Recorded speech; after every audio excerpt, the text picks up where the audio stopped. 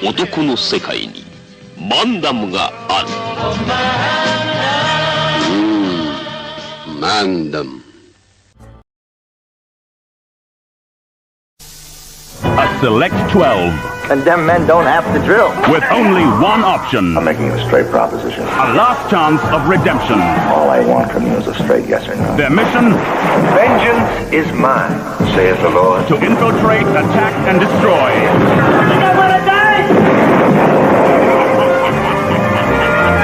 Lee Marvin, Charles Bronson, Telly Savalas. The Dirty Dozen. Next Saturday at 9 on BBC Two.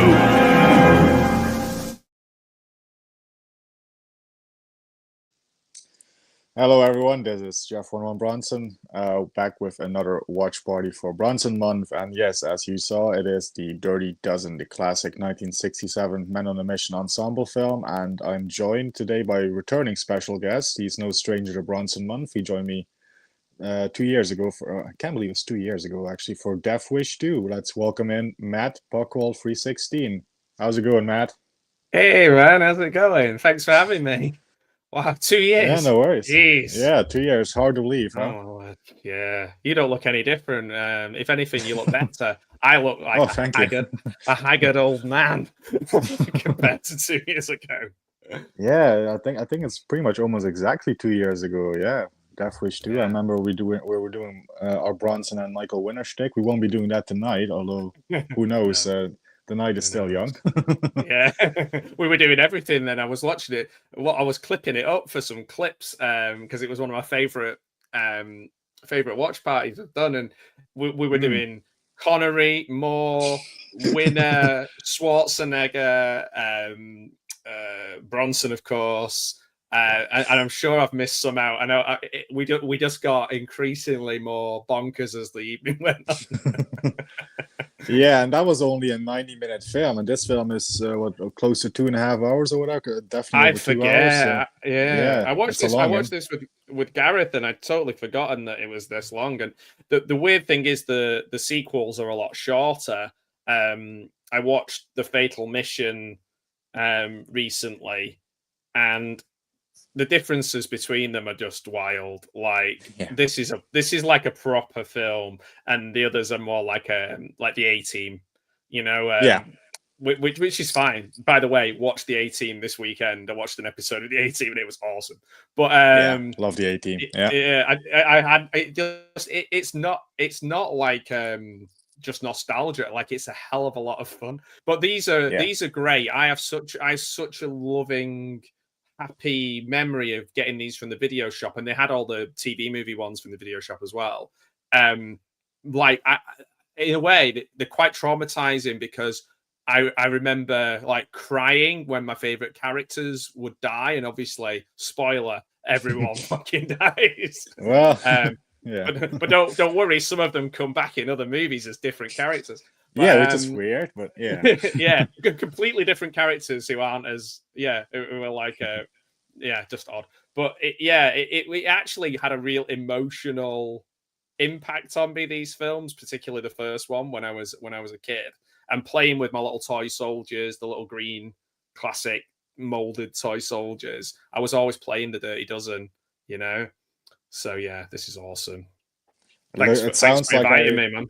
Oh yeah, my pleasure. It sounds like I definitely found the right guy for this film, because I love this film a hell of a lot. I was always kind of anxious to do this one for Bronson Month, and I think last time when we did Death Wish 2, I heard you talk about how much you love this film. I was like, okay, if I'm going to do Bronson Month 2.0, it's definitely going to be Matt for the Dirty Dozen. So I'm glad we're finally been able to make it happen. So yeah, and what a cast as well. Like, every time I watch it, I'm like, "Oh shit! I forgot he was in it." Oh, I forgot. Yeah, this is definitely what I call a stacked cast for sure. It's amazing. Anyway, let's welcome some people, and we are streaming also on Matt's channel as well. So there's two concurrent, live streaming. We're dual streaming, I guess is the correct term. So anyway, welcome Dave. He was here already. This message dropped at 1:17 p.m. So welcome Dave. You've been here early. He was here early. This is, of course, Matt himself on his channel, and here's Skellyton, also on Matt's channel. We have Andy on my channel. Hey, Andy, how's it going, mate? Good to see you. So this is Matt as well. Sean McManus, welcome. Yeah, the Japanese commercials. Yeah, I love those commercials. Yeah, some good ones, and they're still happening now. You're getting a lot of celebrities still do that, don't they? Yeah. I don't quite got a dozen viewers yet, but I can see the people that are on Matt's channel, to be fair. So maybe there are a dozen already. Maybe I'll just call you guys the Dirty Dozen. The not so dirty dozen. And if it's 15, I'll just call you the filthy 15 or something. Yeah. We'll make something up. I'll just call them expendables, and then they can leave whenever they want. You're not expendable, Bumble. That's what I think of. But Dave saying it's just having a chicken vindaloo and a can of Stella. Nice. Awesome. Nice. That's a British meal if ever I've heard one. Yes, the first Bronson month was 2 years ago. Yes, November 2023. Yes, that's when I first came up with this idea, and I sadly missed last year. I wanted to do it an annual thing, but maybe we'll make it annual from now on. So, just believing and wanting more. That's what it was. And of course, Josh is here. Armchair Movies. Hey, Josh, how's it going? It's good to have him here as well. Yeah. Sean says, anyone remember a film called The Big Red One, which also has Lee Marvin? I've not seen that one. Have you seen that one? That's Matt? great. Yeah, it's a great war film, and very sparse. I can't remember. There's hardly anybody in that film. I can't remember if it was before Mark Hamill had his accident or after it, or he had it during making it, because he looked completely, different because he had that sort of facial accident, didn't he? Disfigurement that he had. But yeah, it's a great one. Lee Marvin's a fascinating character, isn't he? Because in this, he's kind of tired and resigned, but also in charge. And it's like he plays it in a really interesting. I think maybe that is because he's tired and drunk and probably drunk. Yeah, and he's playing that exactly, and it happens to be the perfect kind of boys, kind of you cheeky murderers. It's perfect casting in a way, isn't it? Yeah. He's great, and he's missed in the. I do think Telly Savalas does a good job in the TV sequels, and I do have a soft spot for them. But and he does a good job of kind of having that sort of mentor student kind of thing that you get in this. But this reminds me more of in something like, say, Band of Brothers, you'd have the top guy like Winters or whatever, and then you'd have his second in command who'd do the kind of, it's like football, it's like a manager and assistant manager, the one who kind of put an arm around the shoulder. And I feel like the sequels of this, Telly Savalas is doing both of those, really. Yeah, I mean, there's Heather Thomas is in one of them, and she's not really playing the assistant manager role. She's just playing the Heather Thomas role. Yeah. I think the copy I have of this film is just I gotta get this on Blu-ray someday, but I still got the old DVD, which actually has the bonus disc. It has one of the TV movies on there. It's the cool. Which the one? Next Mission. The Next Mission. That's the one that I've also seen that once. I gotta give that a rewatch. I've only seen that one. I think some of them are on YouTube. I think the Final, because it's Final and Fatal, and I always get them mixed up. I watched Fatal recently. Fatal was like a backdoor pilot. Sounds a bit naughty, but it's not that bad. It was a pilot backdoor, It was some of those people's last chance of kind of having it's around the era of A-Team. So they're like, we're gonna, if this does really, really well, I think it's NBC. If this does really well, then we'll make it into a series, and that just never happened. It did pretty well, but it didn't do as well as they would have hoped for branching off. And that's why they got Heather Thomas and Eric Estrada and people like that in TV actors rather than film actors. Yeah. But yeah, they already had A-Team, so.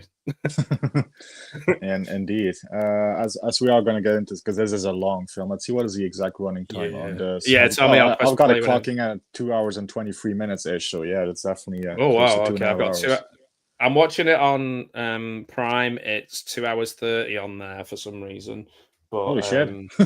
Yeah, I know. My DVD is over there somewhere, but I'd have to move my board to then plug it into my. I've got like a Heath Robinson thing set up where I can play my DVDs on my computer and they come up on my CRTV CTV. Sure, that is a difference. I hope mine isn't cut for some reason. I think it is, but yeah, I don't know what the. Maybe you got longer credits or something, because I was watching maybe. It has 0 credits. It's like boom, it's over. Yeah. Yeah, because I bought it, it's not gonna have like ads or anything. So no, yeah. So I don't know. I've not got a clue. I guess we'll find out. Guess we'll find out. We're gonna start a countdown. Let's get this party started. Welcome to the party, pal. Let's get this party started. Party, pal. Yeah. Merry Christmas. Here we go. 3, 2, 1. Roll the Dirty Dozen. There we go. And this is come up on my thing straight away. It's a 12, which is mad to me. Anyway, this is a good question. Wild Geese or Dirty Dozen? I love both. I love both films. I think I might prefer. I've never seen it. Never seen the Wild Geese. Oh, you never seen the Wild Geese? Oh, that's an awesome film. Definitely, that would be right up your alley. Yeah. I think I need to see that. Yeah. That would definitely. It's always been on my list, but I've never got around to watching it. I don't know why. Good old Roger Moore. Yeah. Yes. Good old Roger Moore. Yes. You're better at your Roger Moore impression than you were 2 years ago.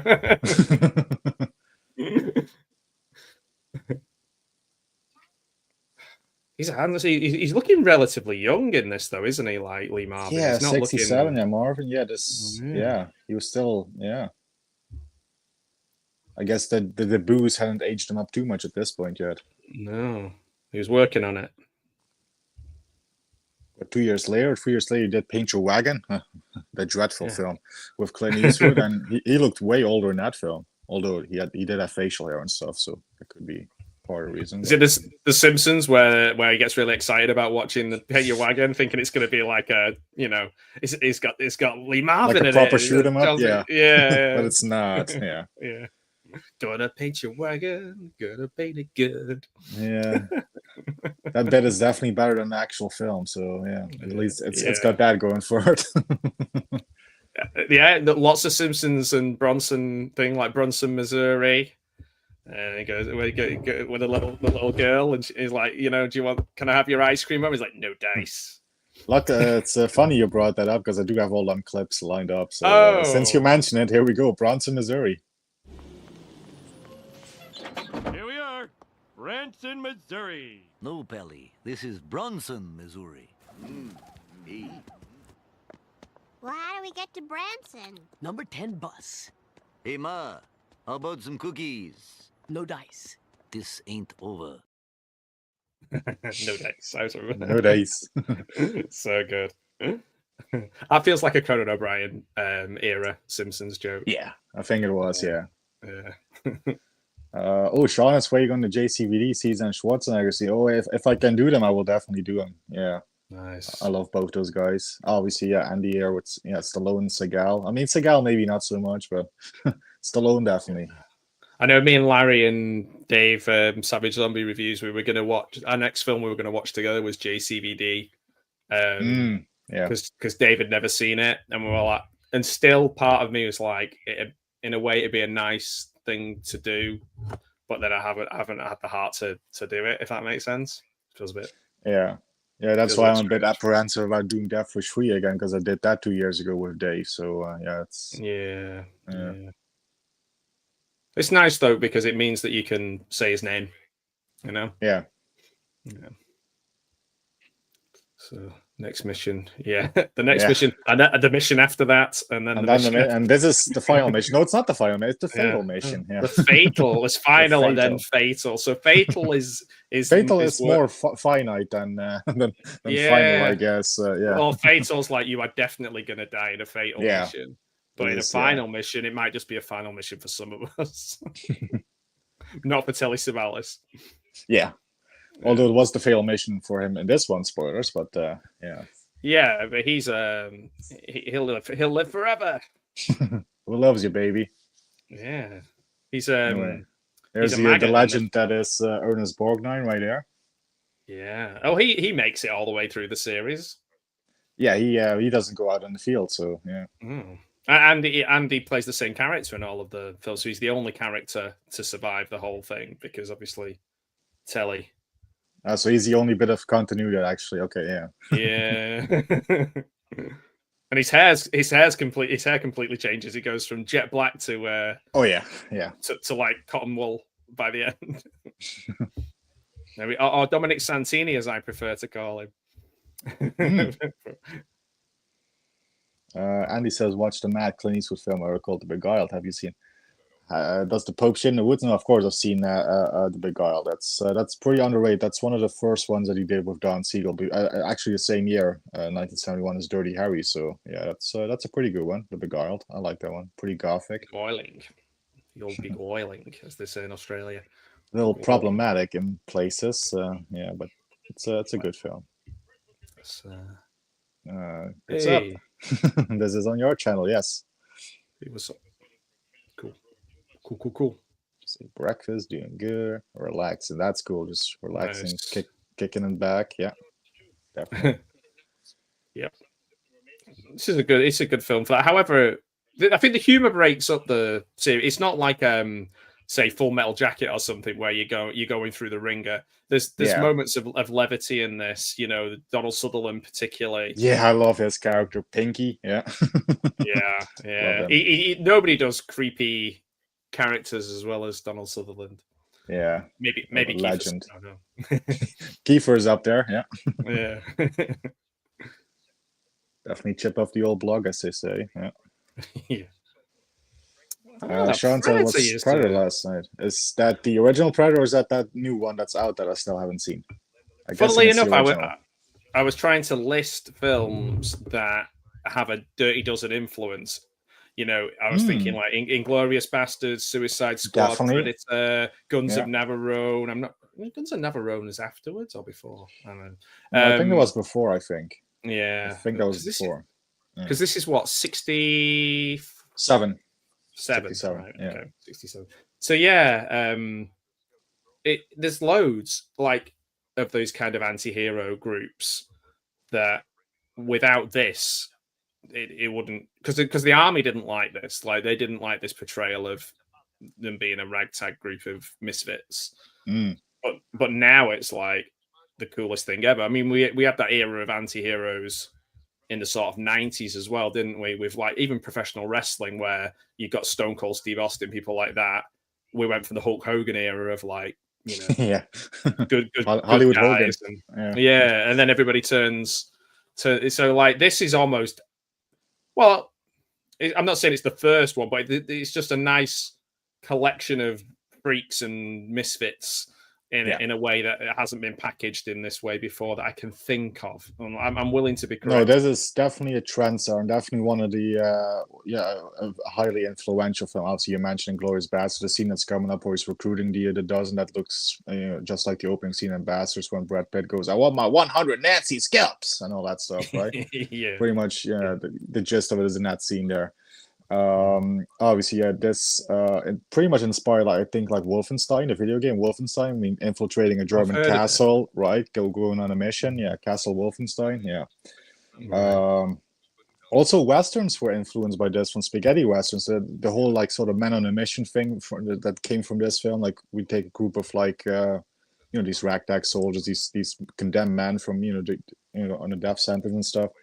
Even like spaghetti westerns took that theme, that premise, and ran with it. Like a spaghetti western, like kill them all and come back alone, with led by a rifleman Chuck Connors. He's actually in that spaghetti western. Oh, I like pretty Chuck much Connors. like that's pretty much a Dirty Dozen, but then in a spaghetti western form. So even westerns took that concept and ran with it. So yeah, he's got an interesting face. Yeah, Chuck Connors. Yeah. This. Oh yeah, that's German. It's German. Yeah. It is, the language is German. Yeah. It is Brain Damage. It's Frank Henenlotter's Brain Damage, but in Germany it was called Elmer. Elmer. Oh. So there's the little. If you can see him there, there's Elmer at the bottom. Oh yeah. So I'm covering it on the podcast coming up, and I thought I have this around, and I change my poster every week, so I put it up. I was looking for something Dirty Dozen-esque, and the only thing I could find was Street Fighter, and I was like, why? That's gonna like a group of weird characters. But no, I couldn't find anything because all my posters that are framed you can't really see, but the ones that I've got here are just like kind of my unframed ones. This one is a favorite because I'm a massive fan of Brain Damage and Basket Case and Frankenhooker. They're like just amazing films. So yeah, thank you for asking. Oh, by the way, because I might not see you before Christmas and everybody in the chat, but particularly you, Jeff, I've opened my Christmas mead on your to salute your Bronson season. So I'm going to have a little sip of my Christmas mead and all the best to you, my friend, and to everybody. Yeah. That's gorgeous. That's really nice. Probably too nice.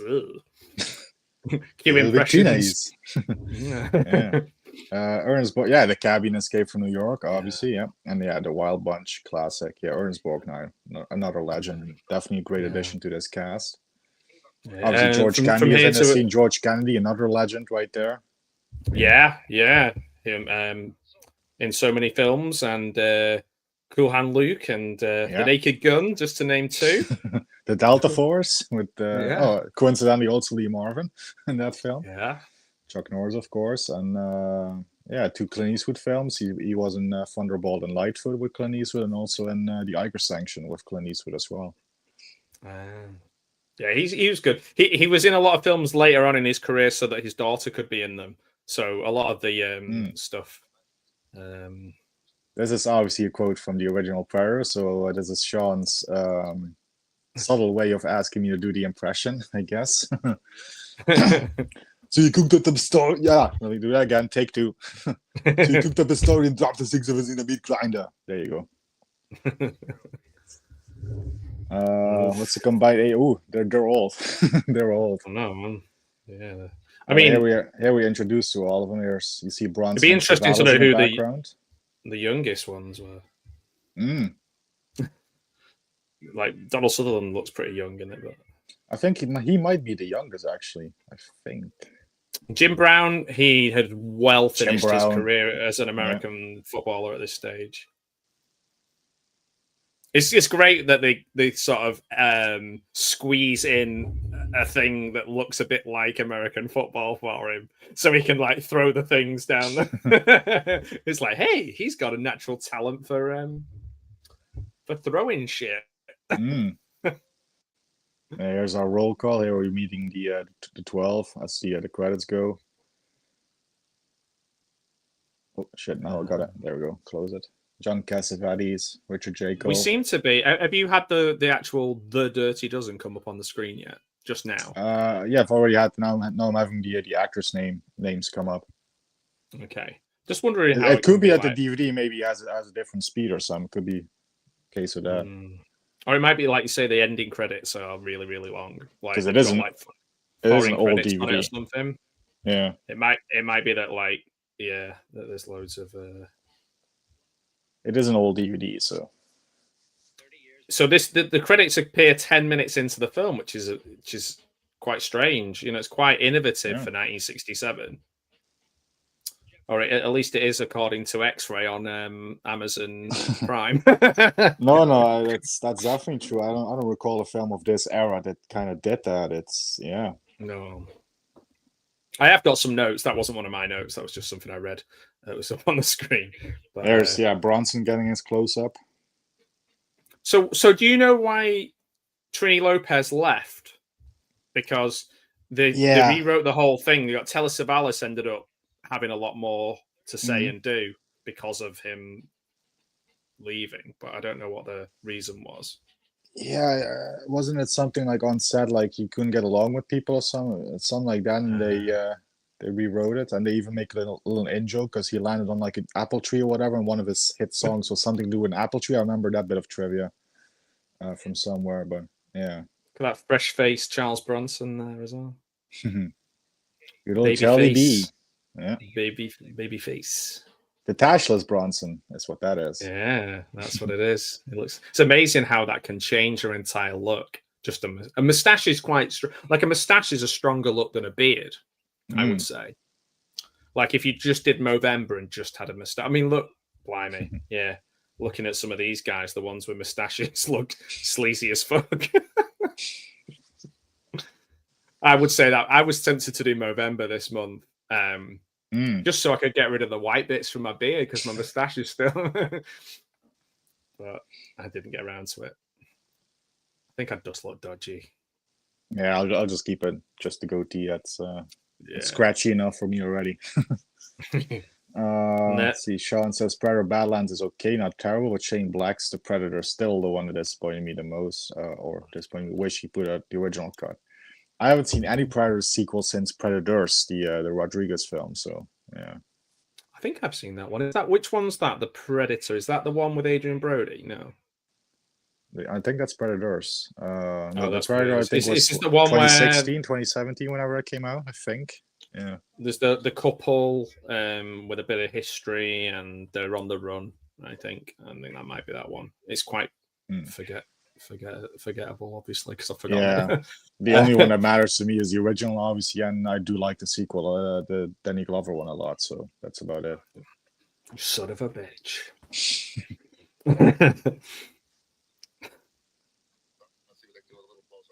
Andy remembers Ernest Borgnine being interviewed on TV. It was 91 at the time, and they asked him what his secret was to living so long. He replied, "I masturbate a lot." That sounds like Ernest Borgnine. Well, here's to me living to 137. Indeed.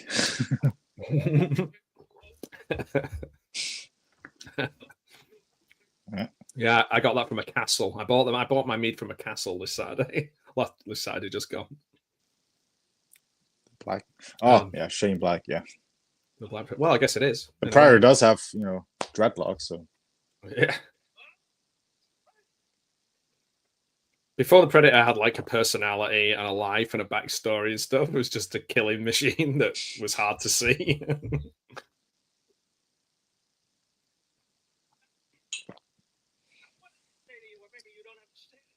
It's so funny that a lot. Oh, go ahead. Go ahead. No, man. No, you go first. Okay. No, I was just gonna say, obviously, this is 1967, as we mentioned earlier. This is kind of a big year for Bronson because this is kind of like his transition from like kind of smaller parts, like being part of like an ensemble. He's still part of an ensemble, obviously, in this one. But after this film, he would transition into his European phase. He would go to Europe in 1968. He would have, two big hits in the European market. He would have Farewell Friend with Alain Delon, and also, of course, famously Once Upon a Time in the West in 1968. So this 67, 68 was kind of the turning point where he really became a big star, not yet in the US, but definitely in the European territory. So this film's kind of major for that reason in Bronson's career. Some of these guys maintain that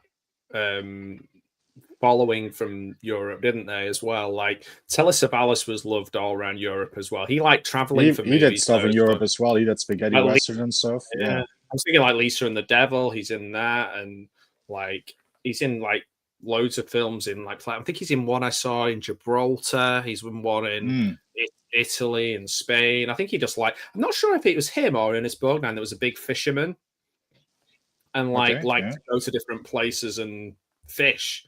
It's great if that's your motivation, is that you just want to go on a holiday somewhere, and that's why you choose your movies. That's pretty cool. Yeah, that reminds me of Michael Caine and Jaws: Revenge. So yeah, yeah. Or you just want to buy a new house or a new car or something. I always think that's funny. It's like John Carpenter just looks at all the Halloween stuff that's gone on afterwards as just different things that it's afforded him to buy. Yeah. Which is fair enough, to be honest.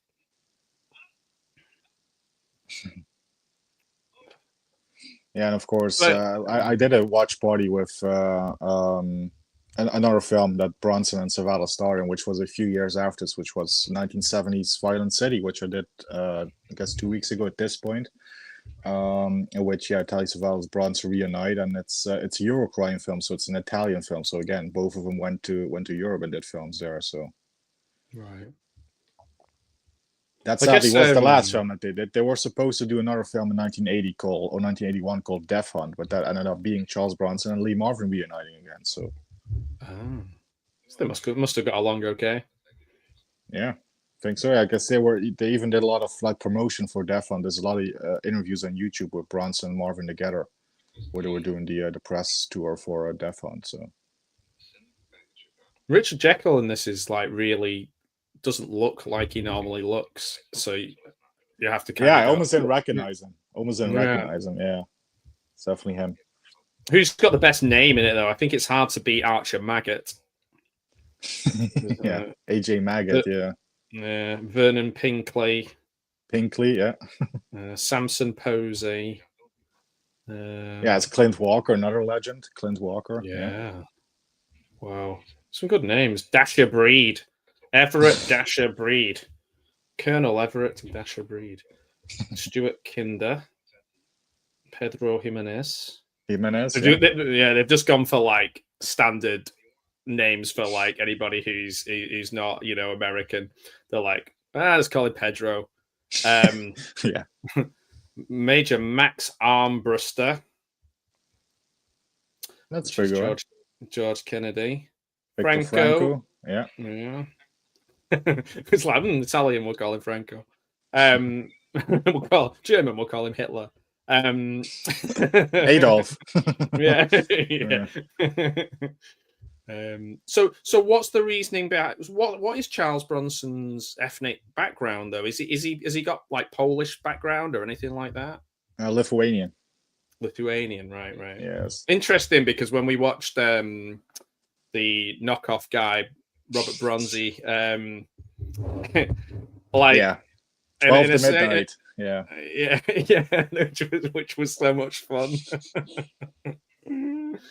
Yeah, that was awesome.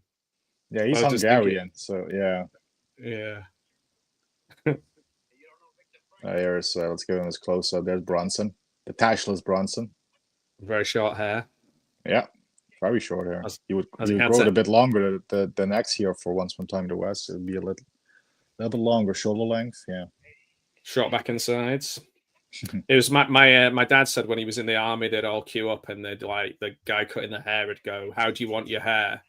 And like this was in the 50s, and then they'd go, people would describe, and they all had like their Elvis style, because literally Elvis was in the camp with them. He was in the same camp in Germany. They were in the same one, and he was like, "Oh, I want to have it like this, and can you just touch it like?" And then they just buzzed it all off. Like everybody came out looking exactly the same. Yeah, probably the only one who did it was military Elvis. Hairstyles. I just think of the third Chucky film. Presto, you're done. That scene with the barber. Yeah. Or even like Pauly Shaw in the army now. Sure. Yeah. Which is probably a reference to that. Oh man, two legends. Oh yeah, Tom Selleck, Burt Reynolds. Yeah. We could only dream to have a mustache like either of those guys. It's where they keep their power. You brought too many. Yeah, that's Once Upon a Time in the West, Bronson. Yeah. Hoping to do that one as well sometime this month, but we'll see. They say would love to have Dudikoff and Speakman for a Man on a Mission film. Who are the four others? That's a good one. Ooh. What's the British guy called now who's martial artist who auditioned for Batman and what's he called? Jeez, he's in one of the Universal Soldiers. My mind's gone completely blank. Scott Adkins? Yeah, let's put him in there. He'd be in there. And does it have to be a man on a mission? Because otherwise I would absolutely throw Cynthia Rothrock in there as well. So yeah. Scott Adkins would be, they call him Kid. Yeah, he's not a kid anymore. He's getting up there as well now, isn't he? He's in his 40s, I guess. Yeah, but if he was with these guys, they'd be like 20 years older than him. Yeah, in this group, definitely. Oh, and here's Telly. Let's give Telly his close up. Yeah, who loves you, baby? Yeah, I remember the first time I saw him was probably in the Adam West Batman. This is where I first saw him, which Sean mentions here. Yeah, Blofeld and On Her Majesty's Secret Service. Yeah. Well, I've seen him in that, but I think I was such a massive Adam West Batman fan as a kid that, yeah, because he wasn't Egghead, was he? Yeah, that was Vincent Price, was it? I haven't seen the series. Yeah. I think Vincent. I've definitely seen it. He's definitely in it. I'm sure he was. He was in it, wasn't he? Or am I thinking of Vincent Price? Am I just thinking of random bald men? Am I losing my mind? Vincent Price was bald? he was definitely, yeah, he's definitely like got a prosthetic or bald cap or whatever on, but I can't remember. Gary Downs would be a good show. Yeah, and welcome Ramon, by the way. Yeah, Paul Daniels, that'd be good. Cynthia is always the perfect choice. She's the perfect weapon, with Jeff Speakman, of course. Yeah. Yeah, there you go. That's the one. Scott Atkins. Yes, yeah, the two of Captain Harris's lackeys. Yeah, one of them makes a comeback later on in one of the other films. So yeah, I've only seen the one TV movie of this that comes with my DVD. So, what role does Telly Savalas does he play the same character in the sequels, or does he play different character literally in each one?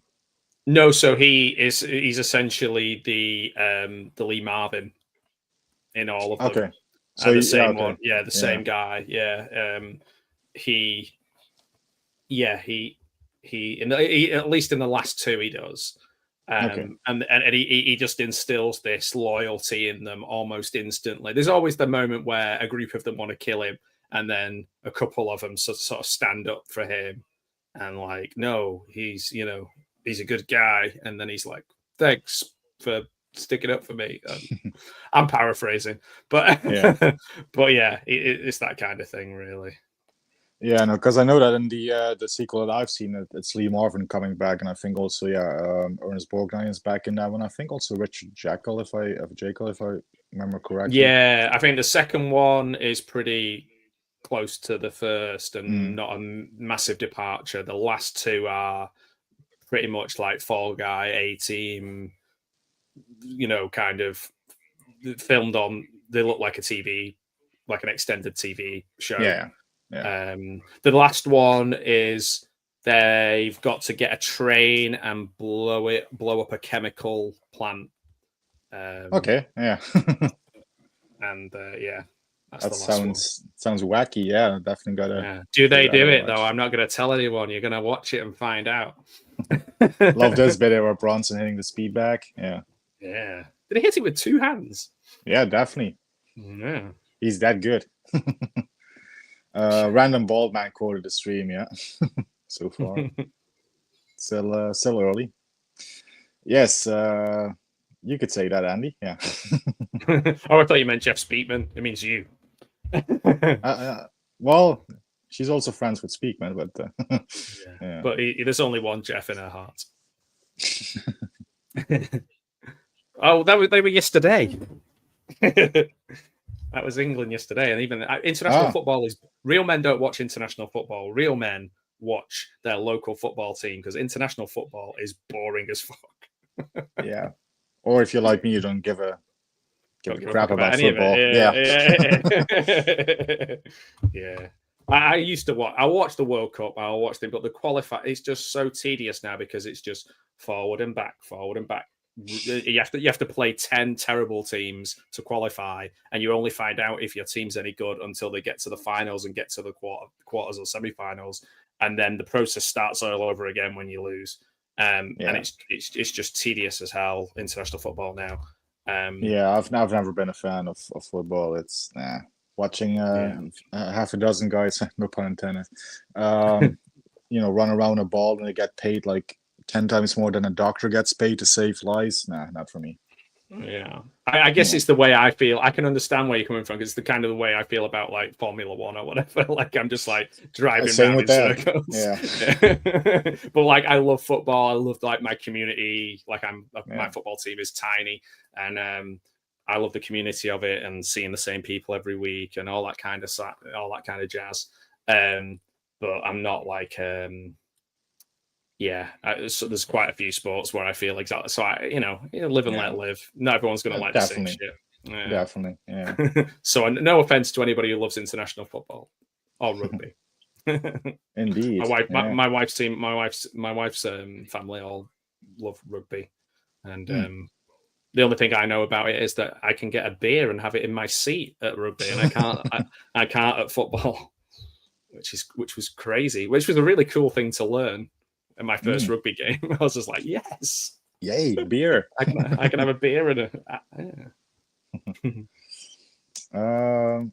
welcome, by the way, Mike Barrett. That's a good question. Hey, How would you rank these Men on a Mission film? Dirty Dozen, Kelly's Heroes, or Where Eagles Dare? I do like this one, but I might actually edge it out to Where Eagles Dare as my favorite of the three. Actually, I do really love that film. I've only seen two, so but it's tough. And I have an emotional attachment to the Dirty Dozen, so I don't know if I can judge it fairly. Kelly's Heroes also with Savalas and Sutherland in that film as well. Yeah. Where Eagles Dare, obviously Clint Eastwood and Richard Byrne. Yeah. It's tough. I'll probably say Where Eagles Dare is just that little bit over Dirty Dozen, then Kelly's Heroes is dead last, but I love all three of them. They're all three are fantastic. I mean, it's mad how much of a big hit this was. This was the biggest, I think it was the most, earned the most amount of money in the cinema that year, which is crazy. Thank you, Sergeant. So Lee Marvin, height 6'1". There you go. I would have. Yeah, no, that sounds about right. Yeah, he doesn't feel like he's towered over.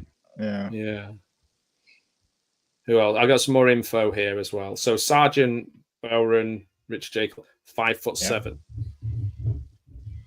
Don't know. I've got the height. I've got their heights up. It's just come up on my screen. Lee Marvin, born in New York City, New York. And Richard Jekyll, born in Long Beach, Long Island, same place as Snoop Dogg. That's a deep cut right there. Yeah. Richard Jizzle, my Dizzle, Jizzle. Let's have a look. Who've we got? Jim Brown. Do you want to take a guess how tall he is? Ooh, he must be tall. He plays football, so the American football, not the ooh, what is he? 6'3", 6'4"? Yeah, 6'2". 6'2". 6'2". Close. Yeah. He was in Any Given Sunday as well. Yes, and also in The Running Man, the Arnold Running Man, not the one that's out now. Yeah, he was Fireball. And Ack in Mars Attacks. Oh yeah. Let's see, Lee Marvin. I've still got. It's you could correct them. But it says here that Charles Bronson is 5'8". Yeah, that's about right. Yeah. Born in Erin. I've heard Erenfield, Pennsylvania. That's it. Coal mining town. Yeah. Not Brunson, Missouri. No. We haven't got a listed height for Trini Lopez. He obviously didn't hang around long enough to get measured. Well, he did hang around, but that was at the end of the film. Spoilers. George Kennedy's the tallest in the cast at 6'4". That would make sense. He looks like a tall dude. Yeah. Tall drink of water. Yeah. He was also born in the same. He was born in New York City, New York. Well, I never. Maybe did they know each other as kids? Let's have a look. No, he was born in 1925, and Lee Marvin was born in 1924. Okay, well, close enough. Yeah. So he's a year. Oh yeah. So Ernest Borgnine did well. Lasted a long while. Yeah, I'm thinking he might be the one that lasted the longest of this cast. I think. Yeah, Bronson passed away 2003. Marvin passed away in the 80s, I think, after Delta Force, because that was his last film. I think he outlived them all. I know, sadly, he's gone as well, but yeah. So who does Vicky Wolf play in this film? Here's a quiz for you. Vicky Wolf plays it. Well, there's not much women in this film except for the ones that they get to get acquainted with, as Lee Marvin puts it later in the film. those are in the TV movies as well. There's always a bit where they ship the prostitutes in. Yeah, she plays prostitute. She's not the one that Savalas kills at the end. Then don't know the German one. Okay, I'll let you know when she's got dark hair. And then the funniest one in here is an actor or character born 20th of April 1889, height 5'9", who's listed as in the cast for this film. Can you guess who it was? 1889. Damn, that's a while back. He's known for 5 films: Triumph of the Will, The Battle of Russia, War Comes to America, and he was born in Austria. Ooh. He wasn't very good. He wasn't a very good artist by all accounts.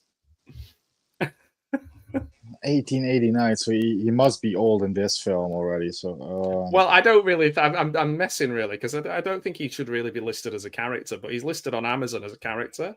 Adolf Hitler. Okay. I was gonna say because he would not be in the film because obviously he already died 20 years before this film, so allegedly. Yeah. Do you think he theories? But and starring as himself, Adolf Hitler? Yeah, I mean, that's fair enough. Yeah, there's a little painting of the Führer there, and yeah, that is true. That's quite weird though to have him in the cast. Very deep cut. Yeah, that's wouldn't expect that in the cast list. Yeah. Yeah, he's like best supporting actor or whatever. How weird. Yeah. Oh yeah, Escape to Victory. I do like that film. As much as I don't like football, I do like that film with Stallone, obviously. But yeah. So I was wrong. Jim Brown was still in training camp while making this film. Oh, okay. It ran long, and he should have been in training camp. He should have been back for training camp. Wow. Well, I never.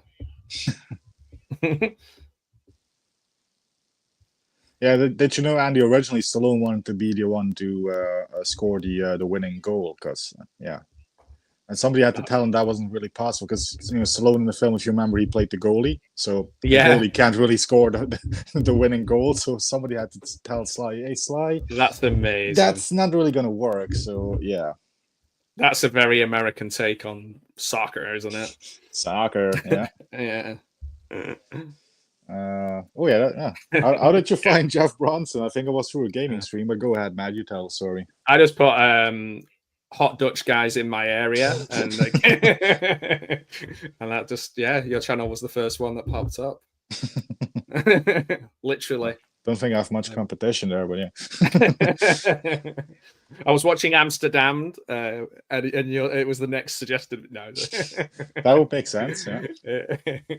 That's actually a good film. That is a good film. No, the first time I remember you being, popping up in the comments or whatever, I think it was on a gaming stream when. It was a gaming. The serious answer is I think you were playing. Oh, I don't know if it was Red Dead or. No, that was this year. So no, must have been like one of the Uncharted, I guess, that I did.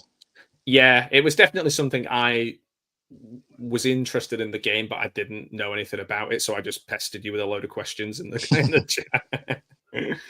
Yeah.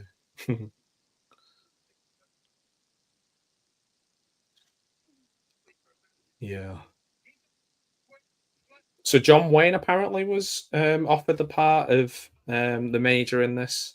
Yeah, I did see a fake, I guess, AI-made picture on Google where it had Bronson and John Wayne together from a scene in this film. I was like, hey, that would be cool, Bronson and Wayne together. But yeah, that is definitely one of the trivia points that I found. Yeah, John Wayne was originally considered or offered the part of the Major. Yeah. And he wasn't bitter about it after turning it down. He just called it crap and said it's just a dumb money-making scheme. Yeah. So not bitter at all. Which is also what Lee Marvin said about the film. Yeah. Yeah. Well, but he acted in it, so he got the money. And he did a sequel to it, so yeah. Yeah. I really hate this thing. Let's do it again. Must not have been that bad. Yeah. Yeah. And apparently Jack Palance turned down Maggot as well because he didn't like the idea of Maggot being racist. Yeah, that is too true. Too Maggot much does drop the unnecessary N-word. violence. Yeah. Too much unnecessarily violence. I'm sure that mustn't have been his policy later on because I've seen him in more violent films than this. Palance, yeah. I can see him in this film though, but yeah. I love Jack Palance. You are my number one guy. Yeah, I love that guy. He was great. Yeah, Escape to Victory. Yeah. If I do a Stallone month, I'll definitely include that one at some point. Hey, welcome, Dr. Impossible. Yeah, Robert Aldrich, we haven't even mentioned the director of this, the legendary Robert Aldrich. Yeah. Let's see. It's probably one of the most divisive of many directors. Who would have thought Aldrich would direct a film like The Killing of Sister George for Beryl Reid? Evening. Yes, good evening, Dr. Impossible. And thank you for sharing the insight as always. Yeah, Robert Aldrich. Wow. Yeah, and that's the first mention of Beryl Reid in this stream, and one that I was not expecting. She has been in some pretty crazy films, though. Leave it to the doctor to bring you the unexpected. There's the one with the weird motorcycle culty film that she was in, but I wasn't expecting her to be mentioned in the Dirty Dozen stream. So big up yourself, Doc. Yeah, let's see. Let's take a look at his filmography. Let's take a look at the stuff that he has done. He's done a hell of a lot. Yes. Let's see. Done some TV work in his early days. He's done 1954 film Apache. I know Bronson is in that. That's a very early film for Bronson. So Bronson was a regular of Robert Aldrich because the next year I'm seeing Vera Cruz. I know Bronson was in that as well, a Western. Let's see. Then we have a few films that I don't know. Whatever Happened to Baby Jane, 4 for Texas. I think Bronson is in that one as well. A small role in 4 for Texas, 1963. So yeah, Bronson did a few films with Robert Aldrich. Obviously here, Dirty Dozen, 67. Flight to Phoenix. Yeah, Killing of Sister George, which Dr. Impossible just mentioned. Bolzana's Raid, I've seen that film. Yeah, Longest Yard, obviously. Hustle. Frisco Kid. He's done a lot, yeah. Definitely a esteemed director. This would be me not wanting to go down the rope. Oh, you've got the rope scene? Yeah, I'm still on the rope scene. I'm a little past that. Let me pause it. Let's have you catch up. Yeah. I'm up to the part where he's just shot at the rope. Okay, I'm having him now. I'm having Clint Walker scene where he's like, "Oh, this fella pushed me. I'd like to be pushed." I got that scene there. I'm on 4207, but yeah. There's a film mention here called The Split. Jim Brown, Ernest Borgnine, and Donald Sutherland are all in it. And then George Kennedy, Clint Walker, Ernest Borgnine, Jim Brown all had voices of the soldiers in Small Soldiers.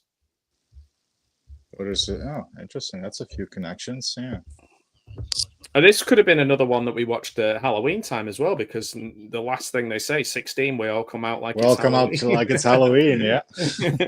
We could have done this as a Halloween watch party. The most tenuous one ever, but yeah. Yeah, definitely.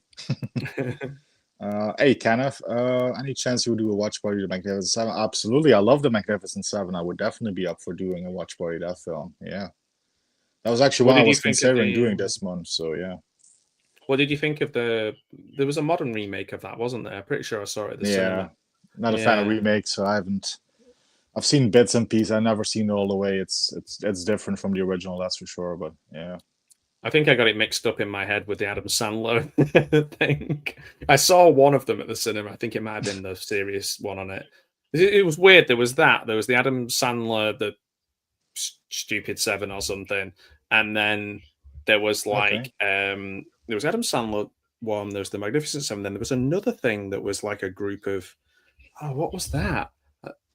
Seth MacFarlane's cowboy thing. And I felt like they all came out. Many Ways to Die in the West.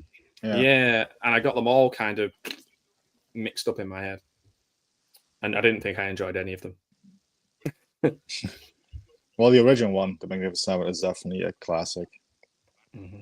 I think I've seen that. I have seen it. It was just a long time ago. Yeah.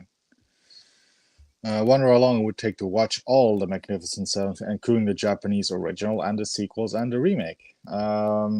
Yeah, good luck with that. That's going to take you a while. Yeah, the Seven Samurai, the original one, the Kurosawa one, obviously Magnificent Seven, and all the sequels to that, and then the remake. I think you could knock that out within a weekend. I think, but still, it's yeah. So I've got a bit of a random bit of information here. That it was Frank Sinatra that told Trini Lopez to quit because he thought that if he stayed away from releasing songs, back then they were releasing songs every 2 weeks, that it would lose like momentum from its popularity. So he was like, "You've got to leave, you've got to go." But then the other rumor is that he just demanded a lot of money. I was really interested why he would leave after committing to be in it. But like it says here, he was going to be one to ignite all the dynamite.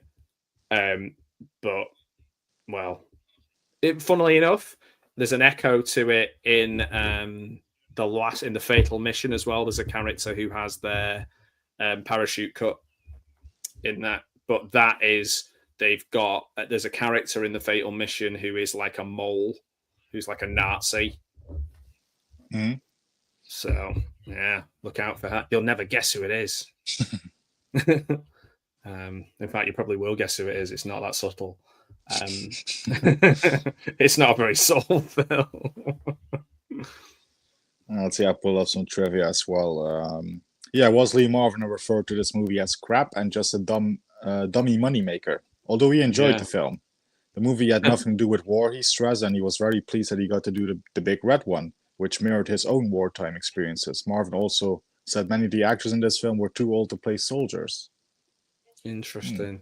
It's weird, isn't it? Like that this is an era where you could have war films and most of the cast were in the army, or at least there were actual yeah. Like now it's definitely acting and play acting, and like, oh, we'll all go and do a little camp at the beginning and learn how to be soldiers. And like here, some of these guys were still wrestling with some of the stuff that they'd seen and been through. Yeah, I mean, I guess one of the big reasons why Marvin was such a big drinker might have had something to do with his war experiences. I mean, could have driven him to alcoholism. You know, who knows? Could be one of the reasons. And then that's the thing as well. Like there was no way of dealing with that other than just don't talk about it. Like there's so many people, like sort of, I know from people old, obviously, like my dad's 90 and he was in the peacekeeping after the war, but like people of his generation a little bit older who, like, I remember as a kid asking this guy who my dad knew who'd been in the army, but was older than my dad, asking him stuff, and he was just like, and my mum really told me off. She was like, you don't ask that kind of stuff, like it's private. And I guess they did just bottle it all up or drink, and that probably explains some of the behavior of some of our like most well-known action heroes of that time and tough guys of that time. They're just like guzzling the booze, getting on with it, you know. Yeah, a lot of these hard men were drinkers. You know, Marvin, obviously, Oliver Reed, Richard Byrne. Yeah, he could drink. Richard Howard as well. Yeah.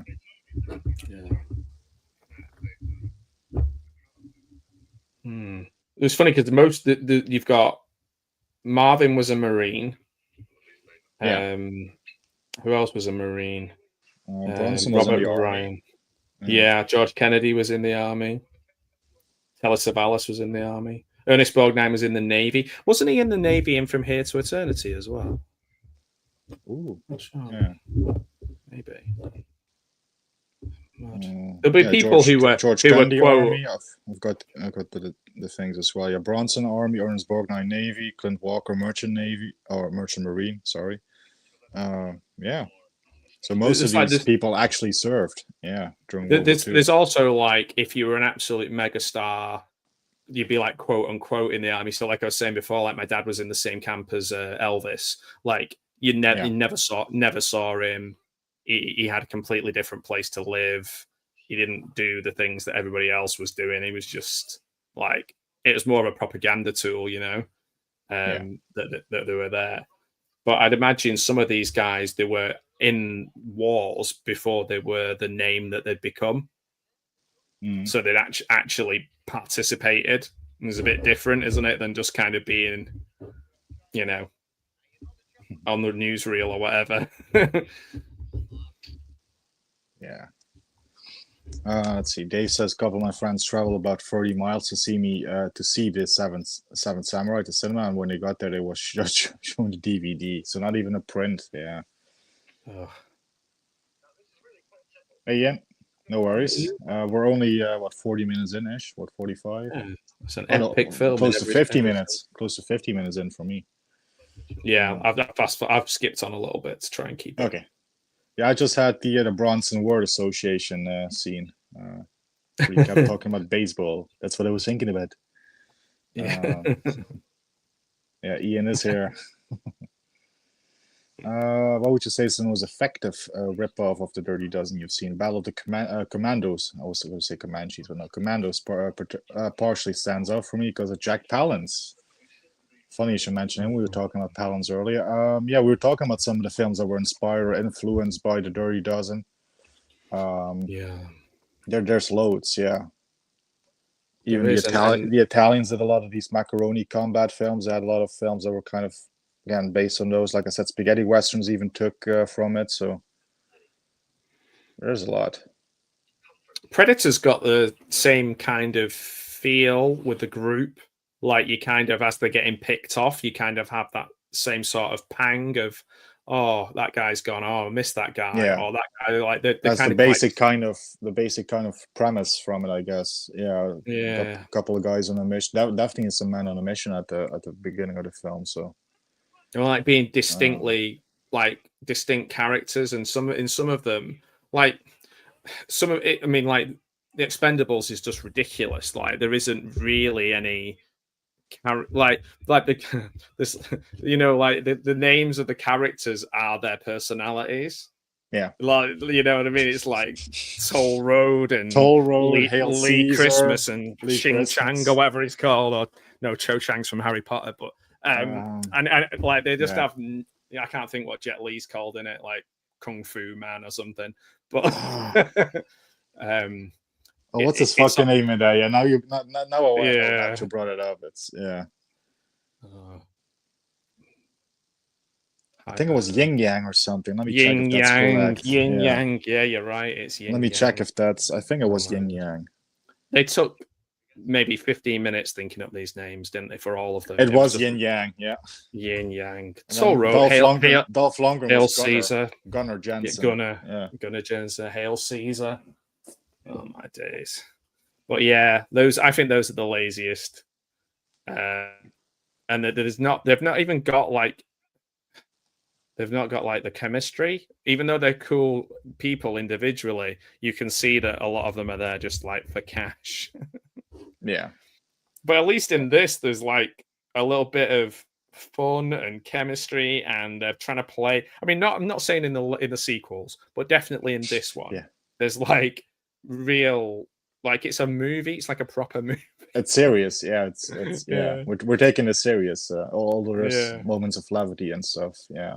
Yeah. You know, to answer the Doc's question, I mean, I talked about this earlier, but again, like I said, spaghetti westerns took from this, and one of my favorite examples of like taking this concept, like Man of a Mission, like Dirty Dozen, kind of, is the spaghetti western Kill 'Em All, Come Back Alone with Chuck Connors from 1968, I guess. I'm gonna have to watch that. Pretty close to this film. Pretty close. And tell you what, I would say as well.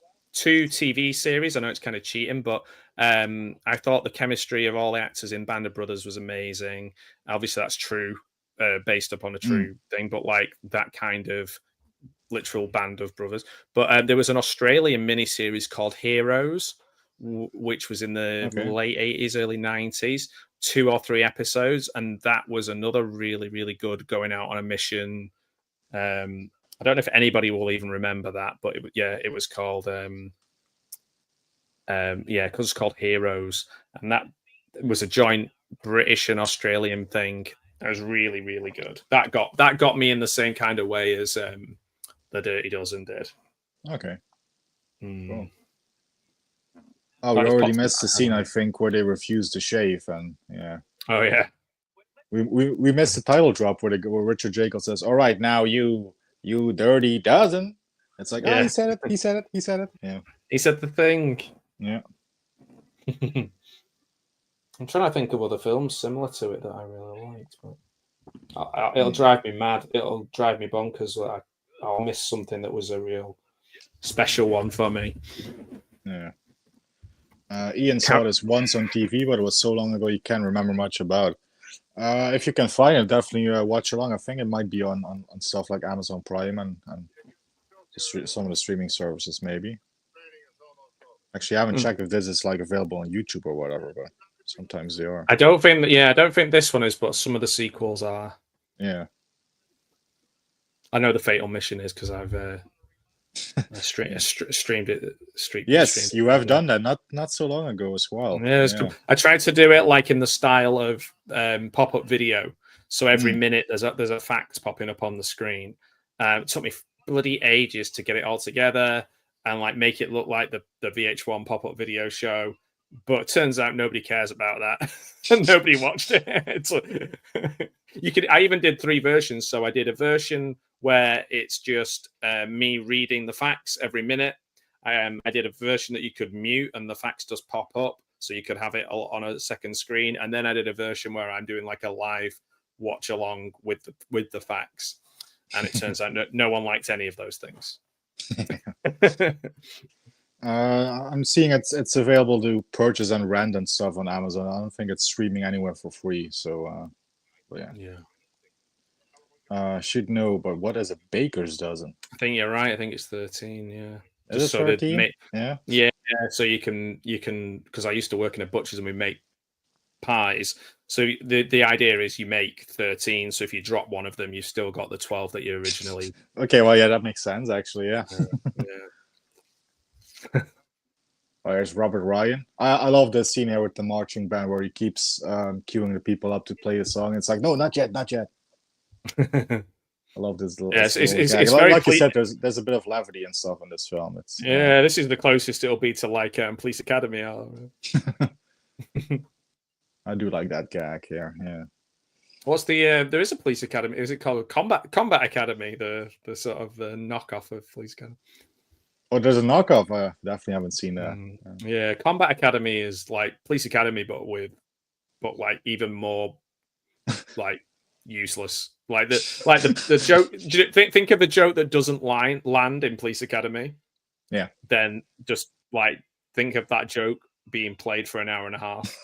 Oh god, yeah. That's Combat Academy. Let's see. Dr. Impossible said the recent one I watched very similar to the Dirty Dozen from 2024 called The Ministry of that's a big word. Ungentlemanly. There you go. Warfare. Oh, it's a Guy Ritchie one, isn't it? I think is that Guy Ritchie? I've heard that film. That rings a bell. I've got a friend who's a massive fan of the last 2 Guy Ritchie films, and he keeps telling me to watch them. Obviously, you know what happens then, don't you? I don't watch them.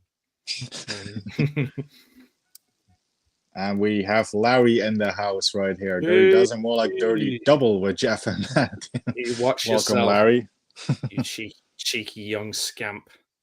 Which gives me the perfect opportunity to say that Larry will be joining me next week, a week from today, also on the Monday, a little bit later in this one, for Charles Bronson and Donald Pleasance in Telephone from 1977. Oh. So that's next Monday with Larry. Yes. Oh, cool. I'll try and. I'm very rarely available in an evening now.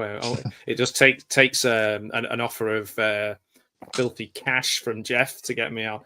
But yes, he cleaned me out. I'm sorry, can't book any other guests this month. All the budget. But I've managed to. I literally finished work 1 minute before we came on. Like I think I joined at 8 o'clock. Dead on. But I'm hoping that myself and Larry and Don, my friends who we call 3BB, 3 Blind Bitches, we had a Christmas watch along last year, so I'd hope we can do another one this year. Awesome. That'd be cool. Speaking of Christmas watch alongs, I might be doing a watch along. We might carry Bronson month a little bit into December, maybe in like the early weeks of December, I might do the Bronson Christmas film that he did. Yes, Virginia, There's a Santa Claus. So something I've been thinking about, but yeah. No dice.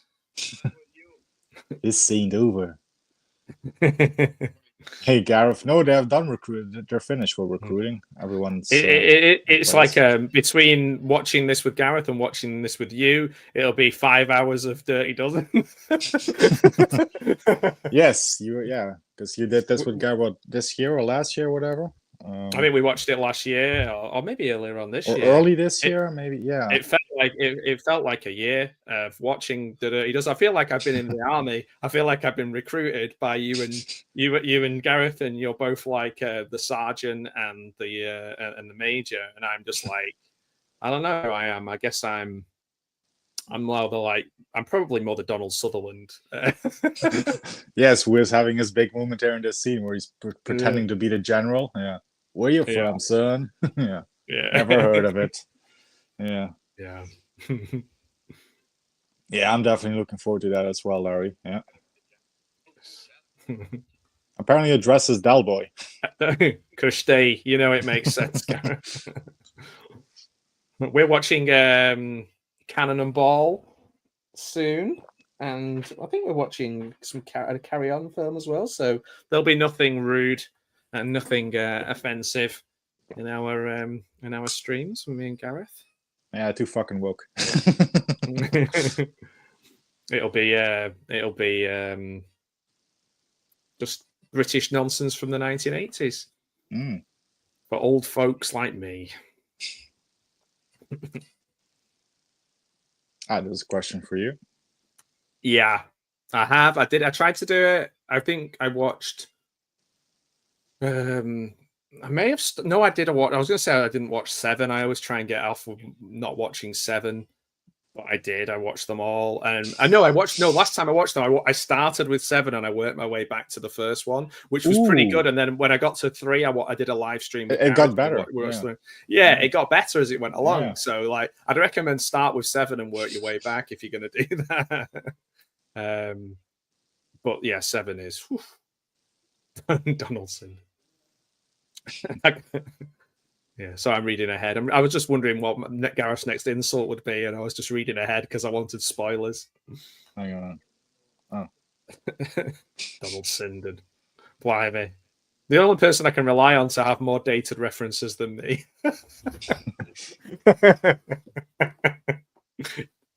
There you go. Yeah, 3 blind bitches forever.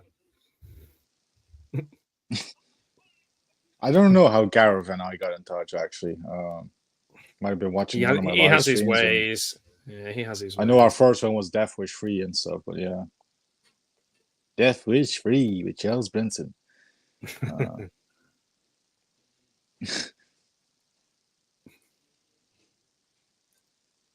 Yeah, how did you find it tonight? I googled cool men from Stockport on Jeff's channel watching The Dirty Dozen. Well, that's how some people might find us tonight. So yeah, you never know. Yeah. I don't think they put cool men from Stockport on it though. Now, speaking of Bronson, he's actually getting his ass whooped in this scene. It's not often you see that. Yeah, it's looking more like the Bronson we know because he's not clean shaven anymore at this part of the film. Yeah. There we go. He fights back. Kick some ass. Nice uppercut there as well. Yeah. Just grazed him though, I'm afraid. It's a nice little fight scene there. It's Jim Brown getting. He used to do a lot. This is the era of like worked punches to the stomach that are like bobbada bobbada bobbada. You know, like. Hey, if it works. Yeah. They tried to make me talk. He's not one for talking anyway, really. Bronson, no way. No. Keeps his own counsel. Did I do Death Wish reviews? I know that Bronson. I don't think I've actually reviewed the Death Wish films. Might have been some other Bronson related video, I guess. Death Wish 3, 5 stars. Death Wish 4, 5 stars. Not particularly religious, but still can't get over the fact that I missed Bobby Ball doing a talk at the church like 5 minutes from my sister's house. Wow. Oh, Bobby Ball, bless him.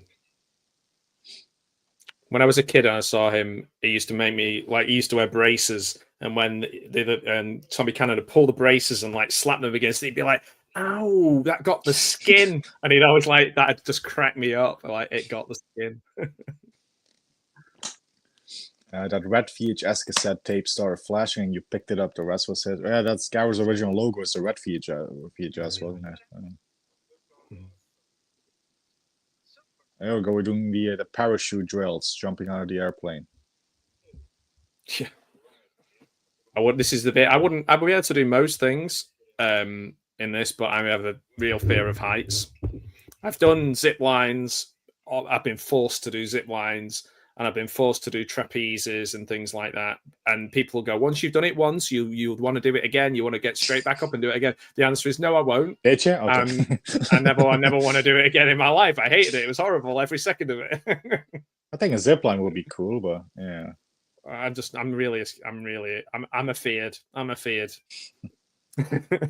I wouldn't jump out of an airplane with a parachute. I definitely wouldn't jump out without a parachute, but even with a parachute, I'm not a fan. I wouldn't do it in this movie because there's a 1 in 12 chance that your parachute's been cut. that you get stuck up on an apple tree. Yeah. Yeah. And the thing in the Fatal Mission that's quite funny, one of them's fussing about going out of the plane. So the major, Telly Savalas, kicks the guy out, and that happens to be the one that's been cut. Okay. So it's he's kind of an accessory to murder in a way.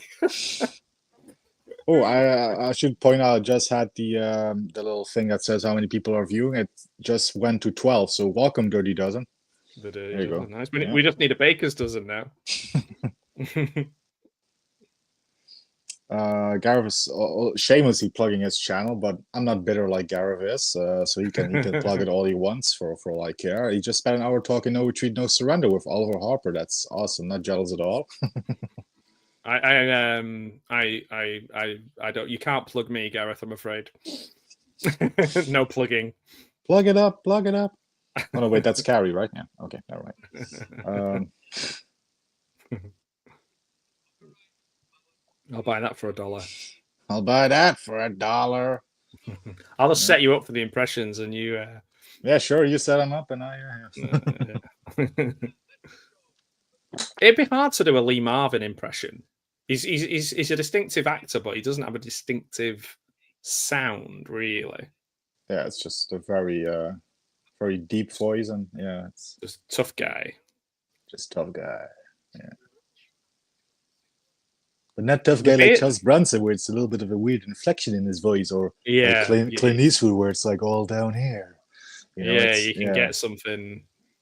Bronson looks good with the full beard coming in. Actually, he looks pretty smart. I was going to say, it doesn't look too bad with a full beard. Yeah, because it all depends if the shape of it grows in, and he definitely does. Some of them look a bit more patchy, like Donald Sutherland. Yeah.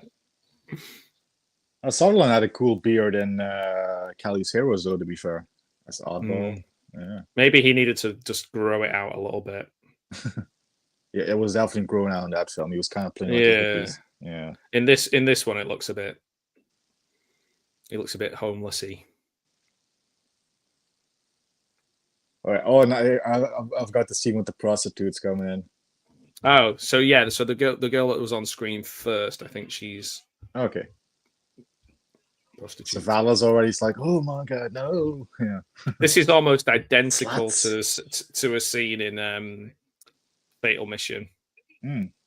Except so it's probably not as there's no nudity in this, but no. It just literally just cuts from them being let out of the wagon to then the top guy the guy above the major turning up, a British guy turning up and going, oh dear me. Oh.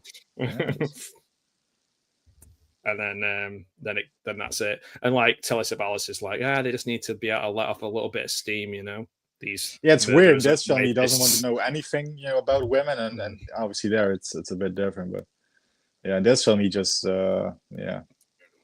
he gets crazy just at the sight of a woman. So yeah, That's it's like, so you weird. sluts, you sluts. Yeah. And in the other ones, he's like, "Hey guys, you go for it. Get acquainted with the girls." Yeah. Who loves you, baby? And then the weird thing is, Heather Thomas is like the sergeant, so she's kind of like, "No boys." Yeah. Judgment Day is coming, Major. Yeah. Unlike Richard Jekyll in this, he doesn't fall in love with one of the men like Heather Thomas does. That would be a real twist. That would be a twist. Yeah. If, like, say, he fell for Donald Sutherland or something. Is there an impression you would love to be able to do but can't get the voice right? Well, for years I had that problem with Christopher Walken. I really had to practice until it sounded like semi-decent, I guess, to Christopher Walken. But for years when I did Walken, it would just sound like Arnold, but then a little different. So it's It's harder than it. Like when I would say like the line from the Dead Zone, like the ice is gonna break, that would sound more like the ice is gonna break. It would sound more like Arnold. It's like the ice is gonna break. It's like it's you can't quite get it. It's it sounds more like Arnold when I try and do that. It's The only thing I can do, I think, with Arnold is like just like a sound.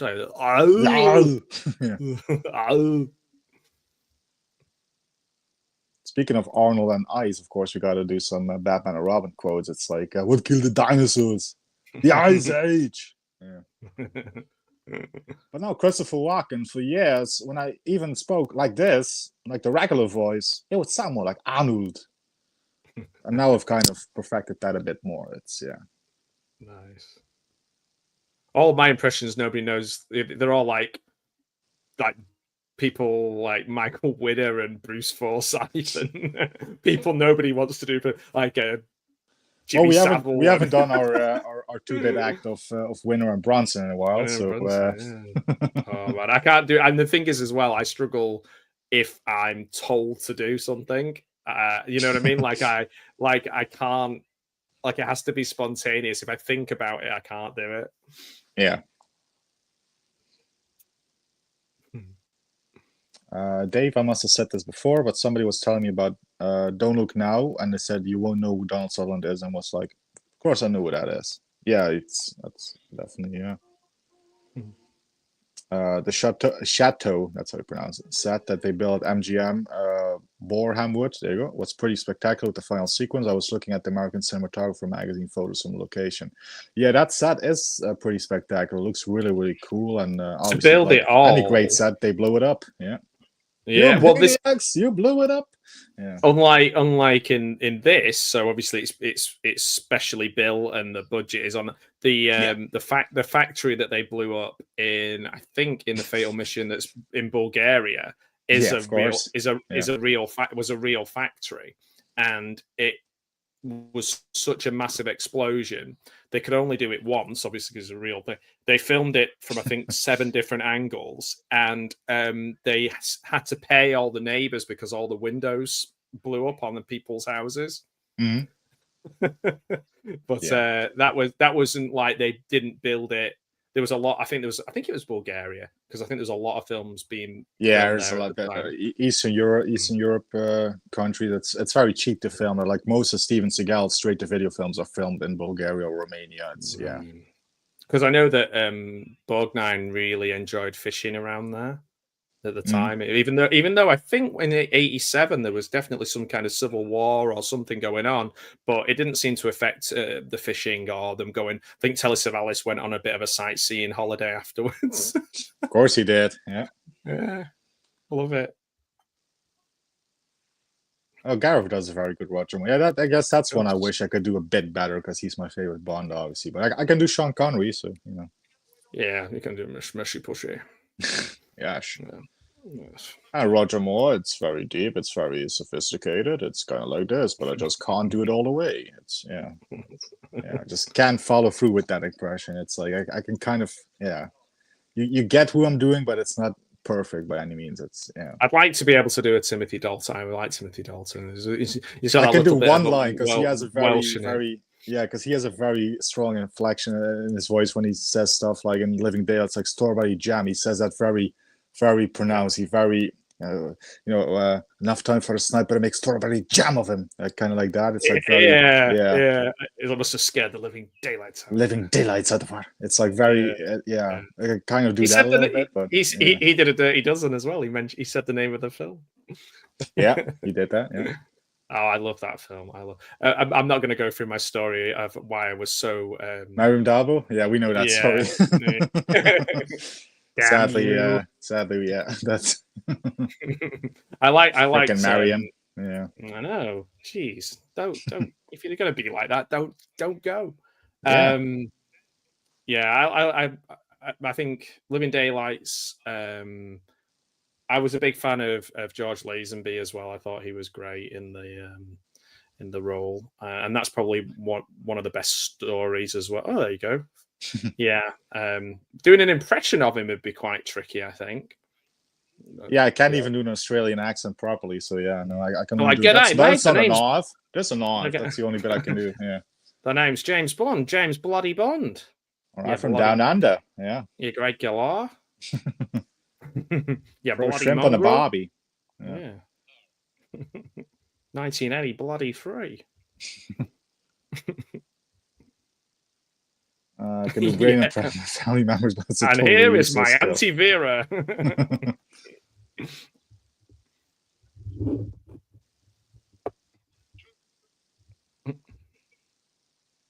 Oh yeah, and the magazines, yeah, that can possibly mention cinematographer magazines. Very candid, controversial, or worth the weight in gold. Yeah. This never happened to the other fella. Yeah. Well, Pierce Brosnan, if you can do a good Pierce Brosnan, do then maybe you shouldn't be living here. Name's Bond, James Bond, 007, top of the morning to you. That's the only Pierce I can do. Yeah. He can't even do an Irish accent, and he's Irish. He's bloody Irish, but he can't do it. Yeah. That's the best. We need. I think I said this to you 2 years ago, and we didn't do it. But we need to do a watch party of Taffin. Gareth would love that. Yeah. Pass it on to Gareth. Yeah, Taffin's great. Just for that one moment. Like nobody speaks like that. Nobody goes, "Make sure you're living here." It's like someone has extended it for a joke. Yeah. Oh, why? Vodka martini, shaken, not stirred. It's kind of Pierce Brosnan. He's kind of up here. It has a weird kind of tone of voice too. My mum had me watch the recent Richard Osman murder thing, and Pierce Brosnan was in it, and he was playing a Cockney. Oh God, yeah, yeah, and it was awful, awful. I kind of want to see that though. I kind of want to see his attempt at that. It's maybe if somebody could do like a supercut just of him his accent in that, and then you wouldn't have to watch the film. The film was. Yeah, it was like one of these old people solve mysteries kind of film. James Bondy, yeah. Bronson, yes, he's got a great voice, doesn't he?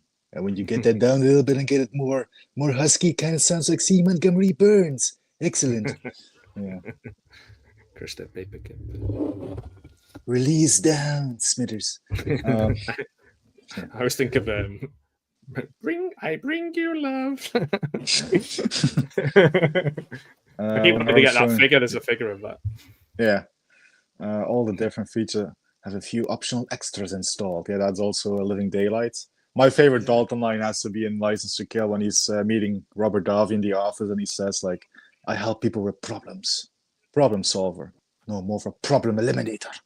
He also gets gets very into it when he says that line. It's problem eliminator. Yeah. Oh, Alison Doody in the Musketeers film with David Hasselhoff, the modern Musketeers. David Hasselhoff, yeah. Yeah, and that film really is Doody. as a lot of Hasselhoff projects are, but don't tell Gareth that. He seems to love it. The one where they moved London Bridge to America, which is true, which really happened, or kind of. Weird. Yeah, it's a weird thing. Oh, that's the other one. Yeah, but all things about it are very nasty. Yeah, very nasty. That's I really I'd love that film. It's great. Saw that one at the cinema for sure. Can barely do an English accent, and I'm English. Yeah. That's the thing. There's a lot of freaking English accent. It's like, oh, you got the North, the South. It's like, the Scouts, that's how you guys call them. It's like, you got all these, And in movies, any bad guy is a posh English person, even if they're German or, you know, any English speaking bad guy. Don't hassle the Hoff, Gareth. Hey, I like the Huff and Knight Rider, and I love him in Baywatch as well. But and I did love his cameo in Kung Fury. But I mean, Baywatch Nights is one of the greatest things ever committed to to the screen. I was going to say celluloid, but it was probably tape. Yeah, probably. I don't think it ever was released theatrically. First episode of Baywatch Nights.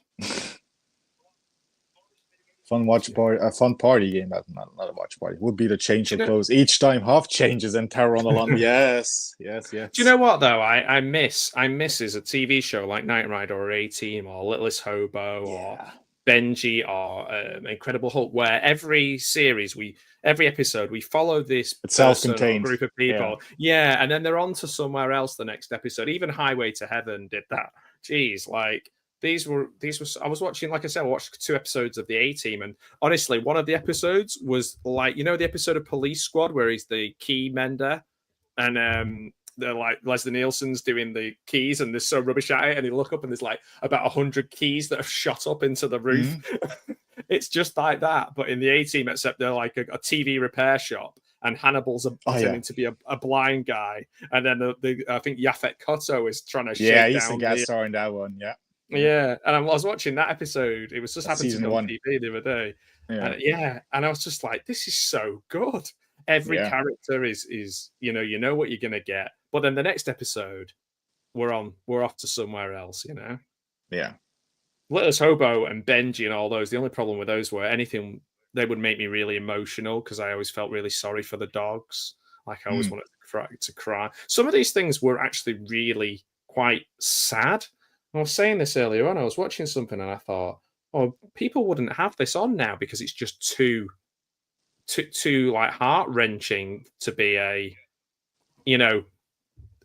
mainstream thing. Like people wouldn't want to feel like that. They just kind of want things to be a bit more disposable. They don't want any like heart in them, if that makes sense.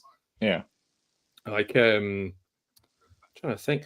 Even something like I was watching Who Framed Roger Rabbit the other night, and I was just like, there's so much stuff in that it's so well done because it all has a reason. Like it all has a reason in the story. It's not just like IP appearing on the screen and going, here's a piece of IP.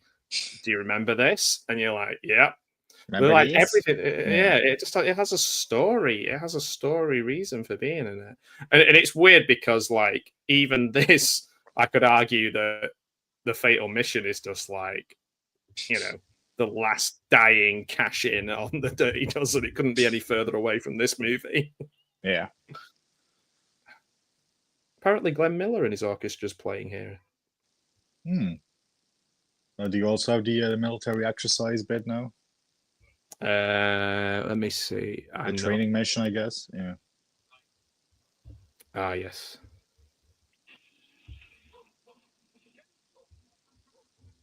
Now, a weird thing to watch out for on these things is to look at all of the ridge tiles on the houses and see if they because this is my thing, because my ridge tiles, because I live nearby the sea and my tiles get blown off my roof, and it's a real expensive thing. I watch movies now and I look and see if anybody's got like a potential leak in their roof. And this is a perfect one for that because you've got loads of old style cottages. Yeah. As you're driving along.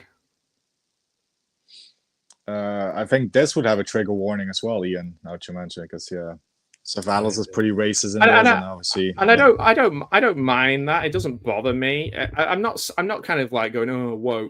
I'm just like saying that maybe that it's like there's a little bit of kind of realism that's lost, or just like stuff that might make you feel. So we'll avoid that, and that's quite sad that we can't just watch something and go, oh, that's made me really sad, but I still like it. Yeah. We'd be worried about that. Maybe it's more of a money-making thing now, where it's like, oh, we want as many people to like it as possible rather than react to it in a honest way, if that makes sense. Yeah, it's everybody. Don't offend anyone. Everyone needs to be happy when they watch her. Yeah, Yeah, I don't think that. Oh, yeah. Kolchak. Yeah, I've only seen the first couple of episodes of the series of that, and is it a TV movie to start with? It's not a movie, is it? It's a TV movie. I think there are TV movies as well. Yeah. Yeah. I enjoyed it a lot, actually, more than I thought I would. Vampire, zombie, serial kills on the prowl. So great. Yeah. Yeah. The 18 it'd be like building stuff. Yeah. So good. Like they used to get posters of the A-Team in Look-In magazine. Andy will remember this. And it'd be like a picture of them just busting out of a barn, and they'd be firing cabbages, and that'd be your poster to put on your wall of like BA holding a cabbage launcher. Yeah, that's something they would do on the A-Team. Yeah. or like a picture of like BA and Boy George stood next to each other, kind of like. Yeah, Boy George. Yeah, that's the one where the show jumped the shark, as they say. It's really. When I was a kid, I was like, "This is awesome." I like the episode. I love all of the A-Team. I love every season, pretty much every episode. But yeah, I can definitely see the point. Yeah. I mean, it's like, one of those. Really? Now we're bringing in freaking Boy George into the just A-Team. anything that. We'll just keep this going. Let's keep this train rolling on. Yeah, you definitely couldn't make it nowadays, but luckily they don't have to because it's already been done perfectly in 1983. So. Yeah, and I think the thing is, I mean, you can make anything, and whether people will watch it is another thing. And there's just so many things to choose from. Like, I mean, they made a film with Sebastian Stan where he was like cooking and eating women and harvesting their organs and stuff. And people were like, "Oh, this is insane! This is on Disney Plus and blah blah blah," and like all this kind of for like a week, and then everybody just forgot about it, and then we move on to the next one. Everything just moves so quickly now. So that Scarface had probably come out, everybody would go, "This is amazing." It'd have its audience for a bit of time, and then that'd be it. It'd move on and be something else the next week. They wouldn't promote it. There'd be so much choice. People wouldn't be able to settle on it. It's like, yeah, they also wouldn't cast someone like Al Pacino, who was Italian, to play somebody who was Cuban. So it's maybe. Al Pacino. Oh yeah. Telly Savalas, they killed the Nazi wives. Yeah, I mean, they're associated with Nazis. Who gives a shit anyway, right? It's Nazi wives. Nazis are fair game. It's fair game. Yeah. We kill the baddies and the goodies, who are also baddies, but they're not Nazis. So. You wouldn't have you wouldn't have any of the Dirty Dozen being rapists either. You wouldn't have him as a Southern Baptist rapist, racist. But they didn't have that in the 1987 sequel to the Dirty Dozen either. Yeah. So it's like the difference between a TV movie and a movie. Hey, Mr. Dan. Mr. Dan is having his month on his channel. He's doing the Chuck Norris month. He's doing some Chuck Norris reviews. So some good stuff. If you want another dose of Chuck, of a different kind, go to Mr. Dan's channel for some Chuck Norris reviews. He's going to be all Chuck all the time. Then he's going to do his Chuck Connors month, and then Charlie Brown, and then we do Chuck Sheen, Charlie Sheen, Chuck Sheen. Chuck Sheen, yeah. Chuck Brown. Chuck Brown, yeah, from Snoopy. Chuck from is it one of the Garbage Pail Kids called Upchuck? Anyway, I see someone is asking to do a quote again from Commando. This is Why didn't they just call him Girl George? It would cause all the confusion, I think. Yeah. There's some commando when Arnold drops Boy George in there. What's the new film with Arnie that's going to be at Kyle Mooney and Arnie are in it together? That I heard. Is he doing a new movie? Really? Yeah, that's what I heard. Kyle Mooney's going to be like. I'm sure he's just going to be anything of like Kyle Mooney is since... going to be a real little girly man. I know. He's going to be like, look at your little arms. Last thing I saw of Arnie was Fubar Season 2, which got cancelled. So let me check. What's he up to? That's what I heard. Maybe they were joking, but Lisa Gregg, yeah. What is Arnie up to? You're looking at his security camera right now, seeing what he's doing in his house. Oh, he's just having fun with his donkeys. From what I'm seeing, hey Lulu, come on, whiskey, come and get some carrots. Come on. Well, Arnie, what if they shit in the house? Well, then I just clean it up. Yeah. He's got like a ring cam of him. Oh, he's got that Santa film coming, I think. Yeah, the man with the bag. He's playing Santa. Oh, Merry Christmas, I'm Santa. Look at this. Is that look got at this? It's Arnie as Santa. Look at this. Oh wow, he looks like David Bellamy. Is that the one with Kyle Mooney in it then? I guess. Let me take a look. That's got Alan Ritchson. Not seeing. No, it's not that one. Oh yeah, no, Kyle Mooney. Here it is. Yeah. He's in the Christmas one. He's listed further down in the credits, but he's there. Yeah, Kyle Mooney. He'll be an elf. He'll be an elf, I guess. I like Kyle Mooney. He's awesome. His album's amazing. His current album. And we'll welcome Myers. Myers is on your channel. Hey, my goal. Not Michael Winner. Donald Pleasance earlier on. Yeah. The dirty fucker. No, that's sorry. I was doing one of the guys from Sex Pistols. You little rotter. You dirty fucker. You know when they're on there.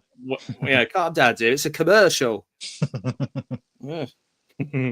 Right, it's funny. There's not a million miles away from Michael Winner and the Sex Pistols because when they're on the Bill Grundy show and it's like, you filthy fucker, you dirty, you little rotter, like that. It's not a million miles away from Michael Winner. Not that far removed. Yeah.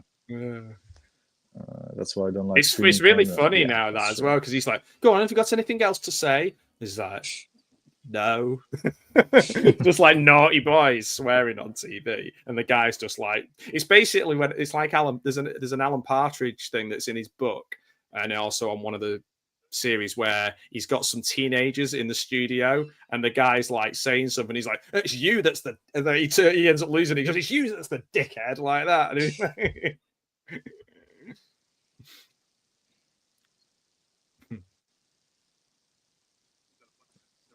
yeah, I will agree with Myers there. It's like they probably wouldn't be able to. Yes, it's different times.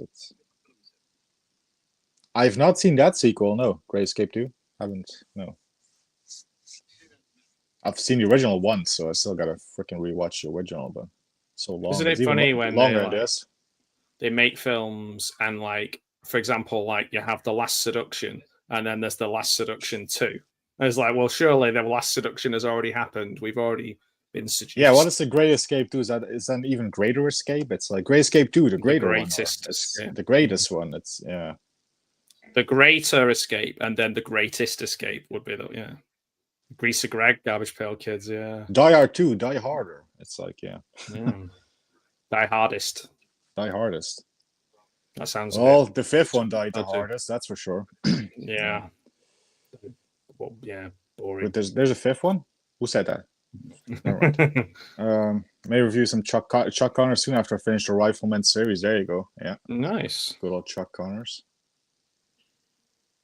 Christopher Reeve isn't Great Escape 2. I did not know that. No. Great clip of Christopher Reeve that where he's talking about Marlon Brando. I don't know if you've ever seen that. Oh yeah, I've seen that. Yeah. Yeah, that's really good. Really interesting. Wasn't too big of a fan. Yeah. No, almost like he was just let down by him. You know, that's how I kind of read it. I guess that's to answer the earlier question from Andy. If there's an impression I would love to do, I can't do regular Brando. I can only do Brando as Don Corleone. I can't do regular Brando. It's like I can kind of do the line from Apocalypse Now. It's like, you're an errand boy, sent by grocery clerks to collect the bill. I can kind of do that, but it sounds more like Don Corleone when I do it. It's I could have been I used to be able to do On the Waterfront. I could have had class. I could have been a contender. I could have been somebody. Yeah. Bum Charlie. I love Brando as well, though. It's so good. My favorite actor. Yep.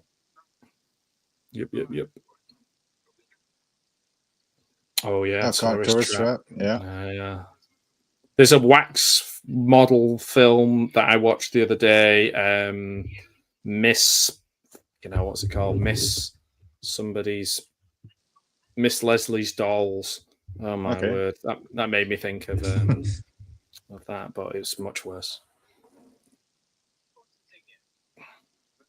Yeah, I don't get easily offended either. It's I don't know if I get easily. I don't think I get easily offended or offended. No, I don't know. I'd have to think about that.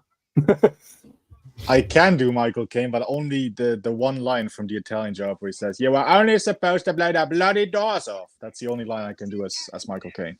Yeah, I think I can do it, Michael. Well, it kind of sounds like him. I'm not saying it's 100% there, but it's My name is Michael Caine. Don't you throw bloody spears at me. There you go. That's not too bad, actually. Yeah.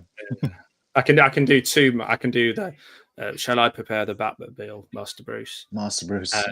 Yeah, and I'll tell you what. I'm fed up with people coming around here. It's like I could do the sort of Phil Cornwell doing him and Stella Street, where he's talking about his name. He's like, bloody Mrs. Nugget is. I do Mick Jagger and Keith Richards. Here, Keith. She was only 16 years. She was out. You were only supposed to blow the bloody doors off. I do remember that bit in Steve Coogan and Rob Brydon. Yeah. Oh yeah. When they're doing Michael Caine. Yeah. Yeah. I won't do it, Master Bruce. I won't bury another Batman. It's like another Batman. How many has he buried? It's like, yeah. Yeah, I've been working my way through a lot of Batmans. Batmen. Batman, yeah. Batman. Tourist Trap, yeah, Connors, yeah. We haven't watched the original Great Escape. Ooh, you must. Oh, yeah. It used to be on every. You've got everyone ticked off now. That's another one for the list, Ian. Yeah, there you go. It's probably been on in the background more than I don't know if I've ever had a proper sit-down watch of it all the way through. I've definitely had it on in the background lots of times over Christmas because I think it was just on every bloody year. Yeah, it's a regular one, isn't it? Yeah. Bank holiday one, yeah. Great Escape 2, Escape Harder. Greater Escaperer. Yeah, it's definitely one of those inescapable films. It's on all the time. It's definitely add that to the list. Yeah, a posh one, The Grand Escape. The Grand Escape. Yeah, okay, yeah. We escape from Downton Abbey. It's the Grand Escape. it's the Grand Escape. Yeah. Yes. Yeah, Ian's watch list is highly. It's definitely expanding. Yeah, I think I've got about 500 of my IMDb. Yes, Arrow did release Great Escape on 4K, didn't they? They did include it. They did include Great Escape too, didn't they? I don't have the Arrow edition, so I don't know, but I think they include that as like a bonus. I think. Thick Wilson. This aide to the general, his name is Thick Wilson, which is a description and a name. Oh yeah, they won the mission. There we go. Well, they go. Oh no. He is tall, isn't he, George Kennedy? George Kennedy, yeah. He's a big boy. That's a big boy. May not live long. At some point, I will have to say this list is closed for business. Well, The Great Escape is definitely an essential one for sure. It's Can you do Benny Hill in the Italian?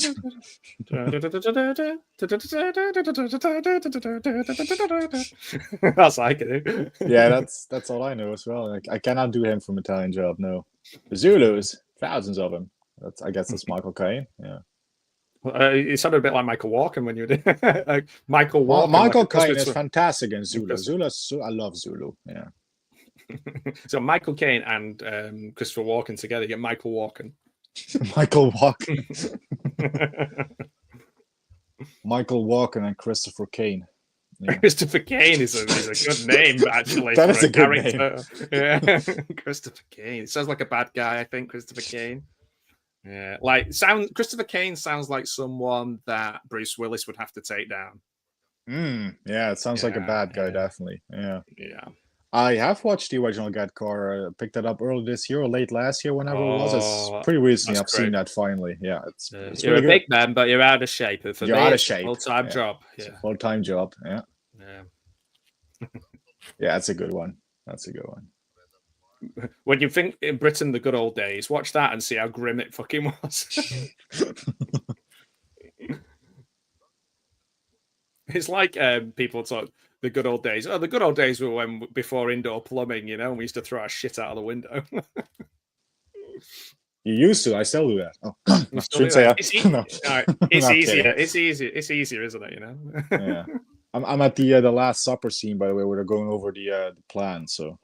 I guess I've dubbed it the Last Supper scene because for many of these people, it's true. Block, we've just begun. 2, the guards are through. 3, the Major's men are on a spree. 4, Major and Vladislav go through the door. 5, Pinkley stays out in the drive. 6, the Major gives the rope a fix. 7, Vladislav throws the hook to heaven. 8, Jimenez has got a date. 9, the other guys go up the line. 10, Sawyer and Gilpin are in the pen. 11, Posey guards points 5 and 7. 12, Vladislav and the Major go down to delve. 13, Franco goes up without being seen. Where the others 14, have been. 0 hour. Jimenez cuts the cable. Franco cuts the phone. 15, Franco goes in where the others have been. 16, we all come out like it's Halloween. Yeah, baby. I haven't seen Fourth Protocol, but yeah, Gareth did do a watch party that this week, but I haven't seen the film yet. Michael Myers, what was the Michael Caine film that you told me I needed to see? I probably have written it down, but I need reminding. Hang on, what did he say? Zulu? No, it was one that I've not heard of, or I hadn't heard of. He said it was really ridiculous and funny, and that I'd really enjoy it. Not a good one. Kersey's daughter from Death Wish. Oh, I don't remember. I don't remember that. But Muggers. We definitely remember Death Wish too. Yeah. That poor gal really got it bad in that film. It's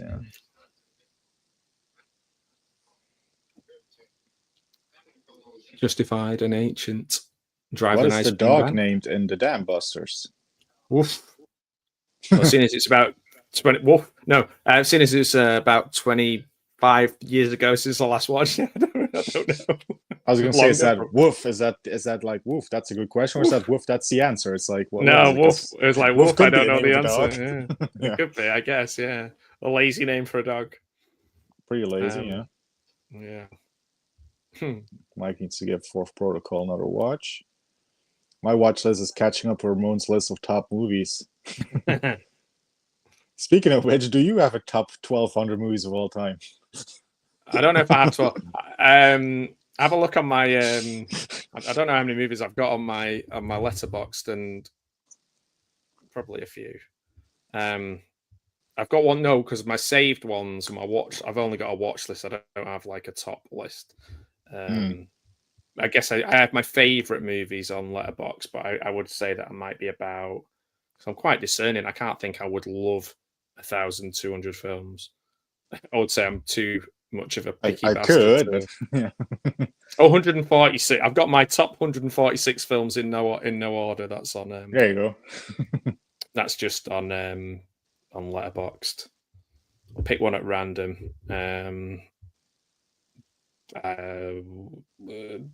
Dead Man's Shoes. There we go. Spinal Tap. The Deer Hunter. Dog Day Afternoon. Yes. It's a Wonderful Life. The Wrath of Khan. Shaka Khan. No.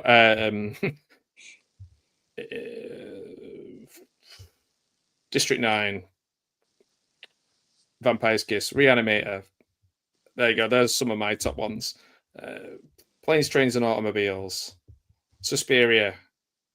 Black Christmas. OGO remake. Which one? Suspiria. OGO Suspiria. The original one. Yeah. Good. Yeah. I've not seen the one. I've literally heard someone say that they love the remake more than the original. It's like, really? I have. People keep telling me to watch it. Yeah.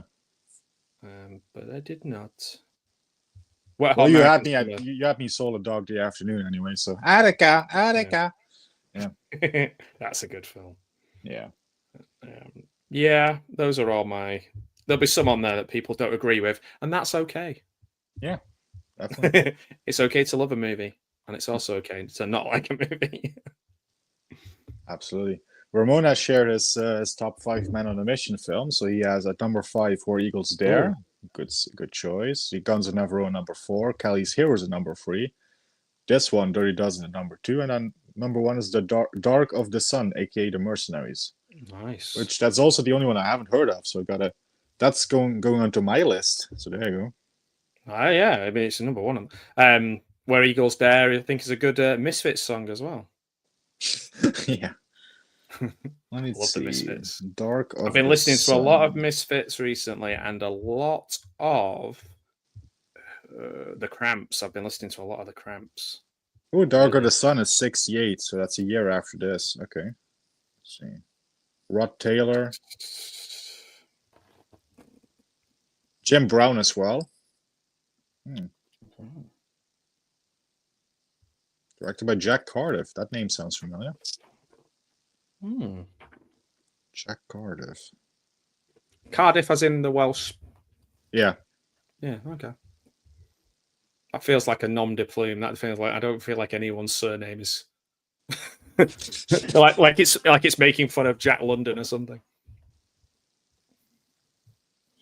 Okay, well that goes on to my list, so thank you, Ramon. That's another one from my list, which is also very, very long. But isn't anyone's. He confuses me and scares me. Young Bronson, yes, the Bronson without the tashless Bronson, yeah. But tashless Bronson is one of my favorites, which is Once Upon a Time in the West, and of course this one as well. But yeah, tashless Bronson can't hurt you. Tashless Bronson or full Tash Bronson, it's still Bronson, it's still awesome. Full metal Tash. Alfie, yeah, Michael Caine. Thought it was okay. What's it all about, eh? Yeah. What's it all about, Alfie? Alfie. The sequel to that, where without Michael Caine, isn't it? And the remake, the Jude Law one. I remember that. That's all I've got to say. That's all I've got to say about that. There's a question for me. Have I ever seen Stanley Baker and Airwolf's Alex Cord in the action of The Last Grenade, directed by late great Gordon Fleming? I haven't, no, but that could be another one that goes on my list. So that sounds like that's. Let me write that down as well. A weird combination of people. There we go. I feel like if a film has like 2000 in the title, everyone should be a robot or like an android or something, or just like when they're walking, like it's like 2000 is so futuristic, isn't it? Even though we're in 2025. Yes. I haven't seen these other Man on a Mission movies.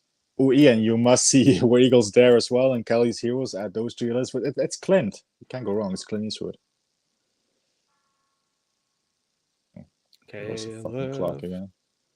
Hey Marty, yeah, I was gonna point out the sequel that I do have again as a special feature on my DVD of this. It does have Sonny Land and Billy from Predator in it as well.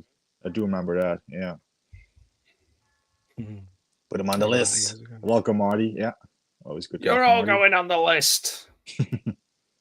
479 to go.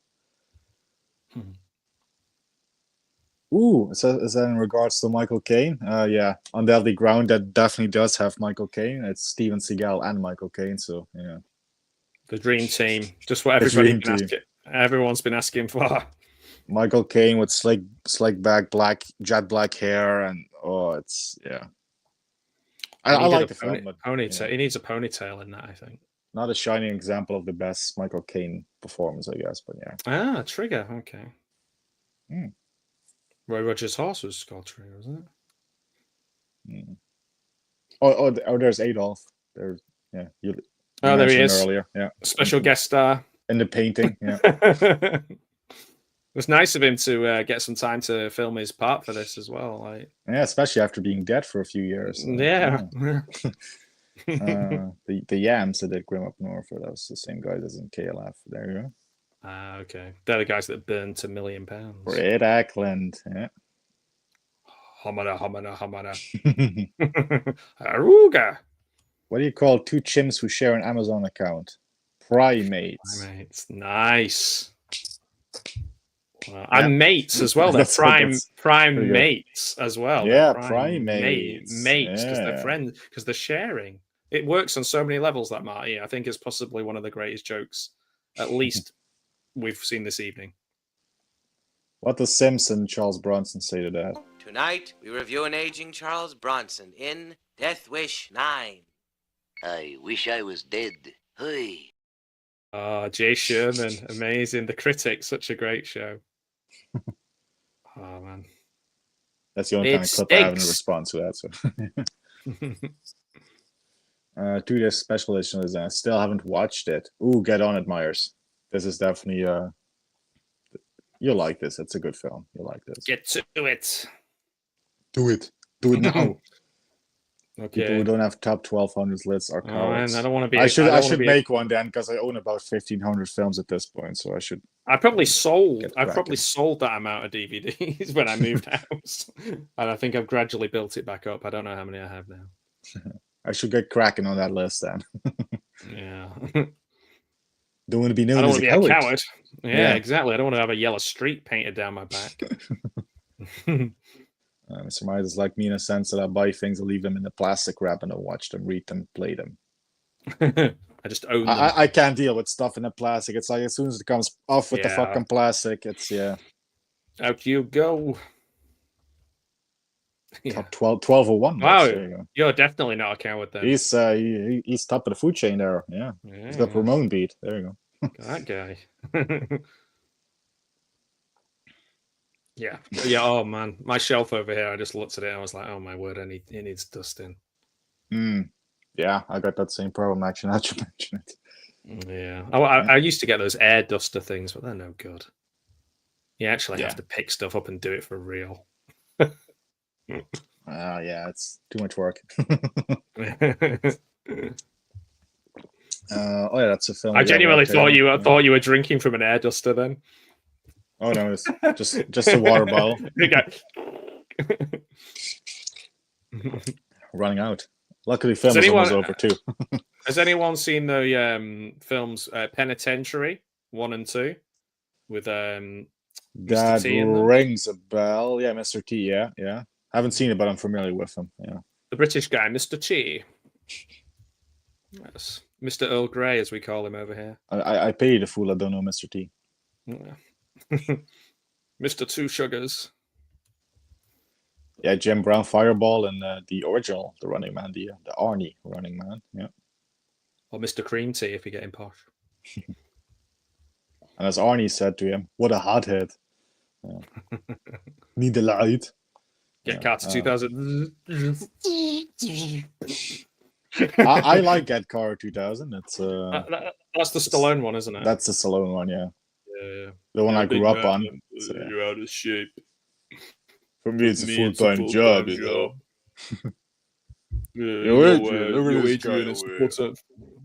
Look at this guy, he's out of shape. He hasn't been drinking the raw eggs and stuff, you know. That stuff doesn't give you salmonella, it gives you fucking muscles, you know. Depends where you get in your eggs. No one can have 50 of them, though. Surely you can't have 50 eggs. Nah. Even Rocky can't have 50 eggs. I think the limit was 4 or 5 in the film, yeah.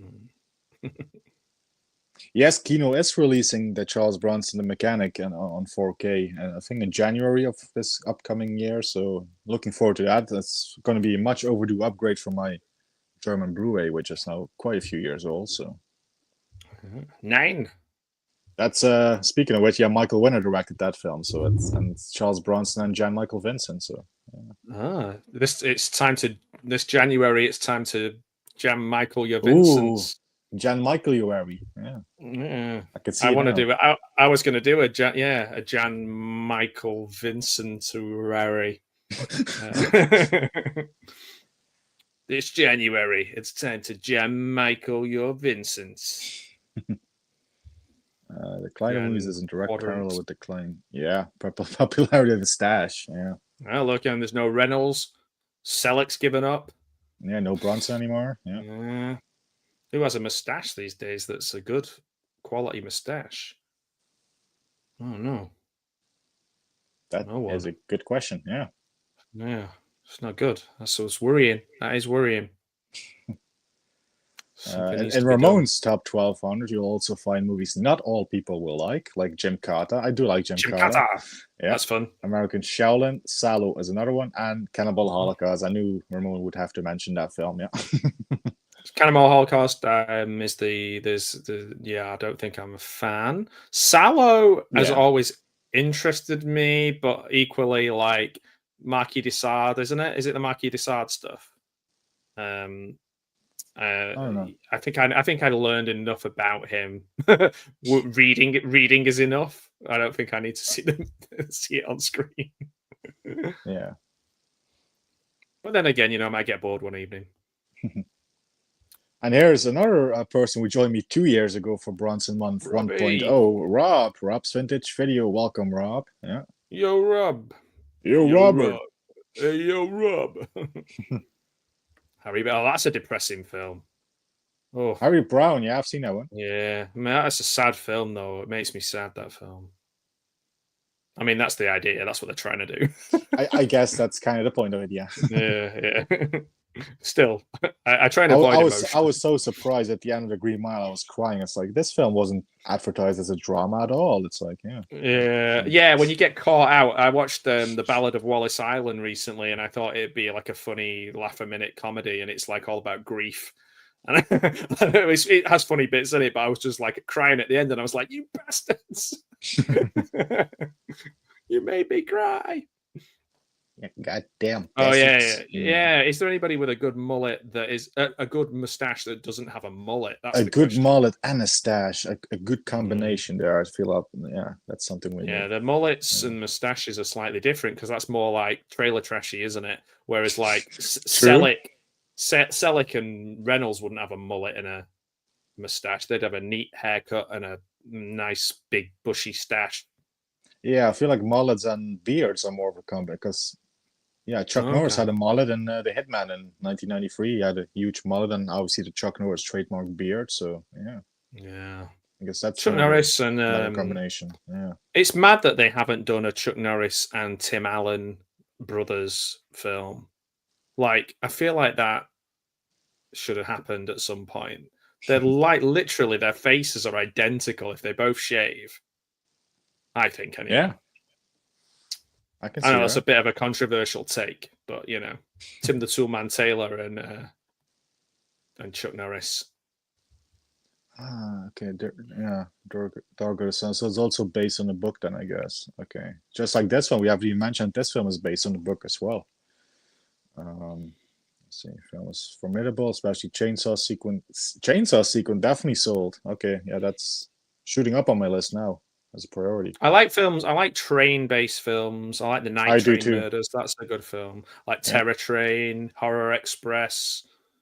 As Michael Myers will probably beat me to it, but Under Siege 2 with Steven Seagal, of course. That's a great train film as well. Yeah, Thomas the Tank Engine, the movie.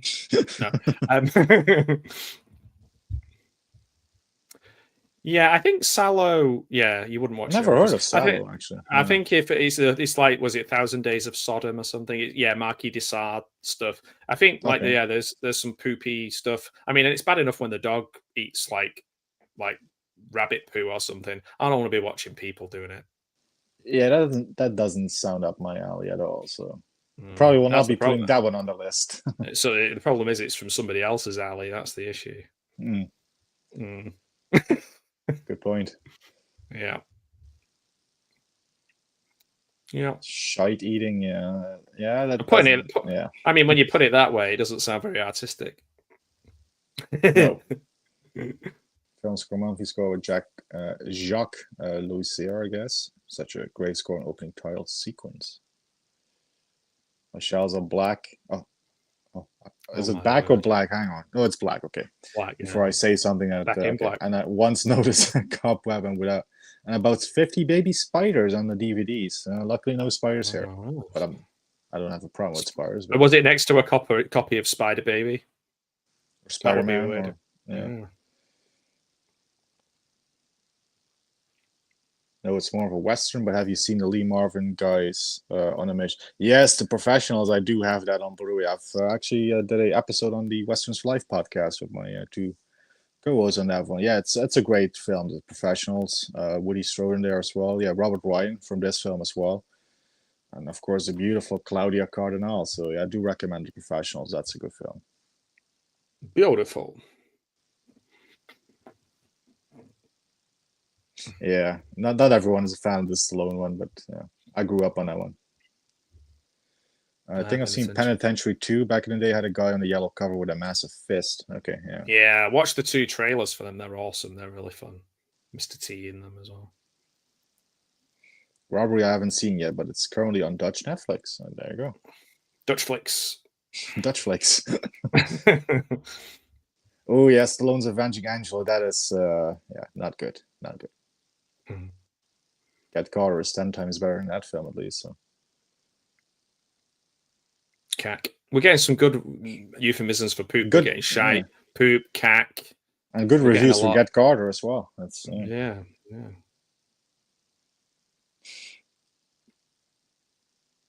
Decide. Yeah. Yeah. Some brown cack. Yeah. New Kids on the Block. Okay. He's referring to the Dutch comedy sketches and movies called New Kids. It's about a group of very misbehaving guys from a certain part of the Netherlands, which is Oh right. That's not the part that I was referring to, Ramon, but yeah. It's not the guy. There's a Dutch film director. He made a film with Nick Frost, and it was like really surreal. It's like a sitcom, but then it all kind of deconstructs, and it's like really weird. And I'm sure it was a Dutch director who made it, and it looked quite interesting. But I wasn't sure if he came from like a kind of Dutch comedy group or something. I don't know. I'll have to try and find it and send it to you. But Ramon might know that actually. Yeah, it looked interesting, and it was it's Nick Frost, and he's basically there's like a family sitcom kind of premise, and then everything kind of breaks down and there's like terrorists and people breaking in and shooting the family, and there's like a laugh track, and it's all a bit insane looking. Okay, but I don't think it made it over here in the end. Okay, Ian, be gone. He has not seen a Chuck Norris film. Come on. You must. Was it Blind, Chuck Norris Blind Vengeance? Is it Blind Vengeance? Is one of them Blind Justice? Blind Vengeance? Yeah. You got Silent Rage, Forced Vengeance. Maybe I'm mixing them. There's the one Invasion USA. Invasion where he's USA. blind. Whichever one it is, where he's blind and he's looking out for his brother, and he's wearing a yellow T-shirt. That's cool. Chuck Norris is blind. Yeah, is he blind or is he deaf? Don't remember him being blind. Maybe I'm thinking of something else. There's one where he's wearing like jeans and a yellow that doesn't T-shirt. narrow it down. and he's like in a truck. He's like a trucker maybe. Oh, that's Breaker Breaker, but he wasn't blind in that one. Breaker. Oh, is he not blind in that? Oh, right. Maybe I misunderstood what was going on in that film. I thought it was really good for a blind guy. I was like, you're doing really well, mate. Ian, Invasion USA, that's one that you got to check out. Invasion USA. I've seen that. Yeah. Welcome, Jackhammer. He's also on your channel as well, from what I'm seeing on the little icon there. Cool. His favorites of the Man on a Mission films: The Green Berets. Yeah, that's with John Wayne, I believe. And Kelly's Heroes, Wild Geese, Where Eagles Dare, and The Dirty Dozen. There you go. That's a solid list right there. Solid list. It's so funny that John Wayne would like slag off the films as like cash in. The Dirty Dozen as like cash in and all that. When like none of his films are like, you know, a gritty portrayal of, you know, like of war and stuff. They're all about him overcoming the army on his own. Oh, I've got Kelly going crazy. He's now killed the German one. What number are we up to of the things that they're supposed to be doing? We've lost count. Well, they definitely have thrown the rope and so. I think we're up to Franco goes in where the others have been, I guess. We wouldn't be very good in this because we'd forget what number we were up to. And I would be better at German than these guys because Bronson tried some German earlier. You can still tell he doesn't really know what he's saying, but yeah. You think you'd be my German is much better than these guys anyway. So you'd pass as an officer. Yeah, well. You'd be like, Vital, V ask the questions. Oh, Bronson getting some kills in. Yeah, silence pistol there. We will ask the questions. We will ask the questions, yeah. General von Klinkerhoffen. Oh, alarm! Alarm! As the Germans would say. 9? 9. Chuck Norris films were on UK. Okay, well, that's fair enough. That's true. I mean, like, what was the TV show? Walker, Texas Ranger. Walker, Texas Ranger, yeah. It popped up a couple of times on, but I only know it more from Conan O'Brien's Out of Context. Walker, Texas Ranger stuff, where it's like kids just popping up and going, Walker says I've got AIDS. It's no laughing matter. Right. Yes. I am doing telephone next week with Larry, the horror cat dad. Oh, for a second, I knew you were doing that film. I'd forgotten the name of it, and I thought you were doing like some sort of telethon for like raising money for something. Well, we could do that, but You're the new Jerry Lewis, you know. What is the love with Pasolini? I've got a few films of his, but I've seriously hit a nosedive with Pasolini, and maybe Jeff would like to dive. I'm not in the high artsy-fartsy Italian films. I like the gritty like genre films, like spaghetti westerns, giallos and stuff. But yeah, Pasolini's a thing a little too highbrow, I guess, for me. So yeah,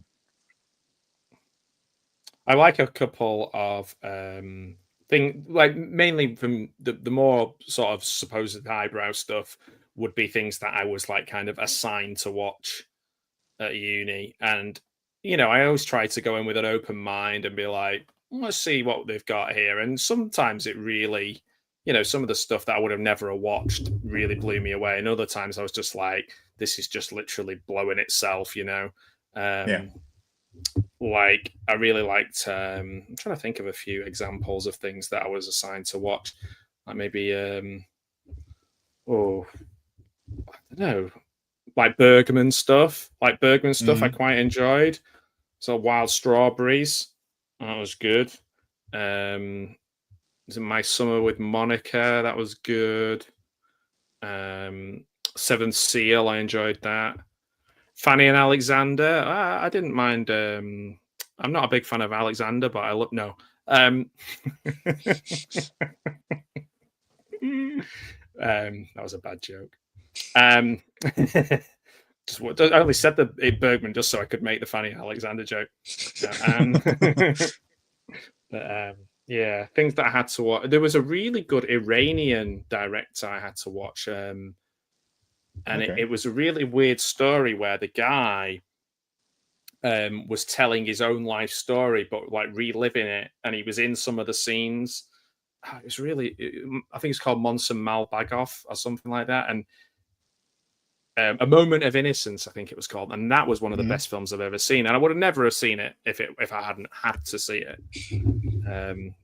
So yeah, it's sometimes I'll give most things a go, but I don't think I'd watch Sallow. I don't think I'd watch like Caligula. No. I've watched bits of them. I appreciate that they might be really good films, but in the same way as I probably won't watch what's the Serbian film or whatever, you know. Oh yeah. I'm not saying that that's arty, but sometimes people do claim it as arty to try and, you know, Yeah.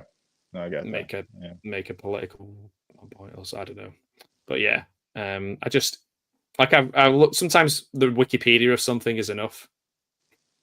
Yeah, I agree. Am I excited for Sisu 2? I haven't even seen Sisu 1, to be honest. So I've heard good things about it. I must check it out, but yeah. Can't comment on the sequel though.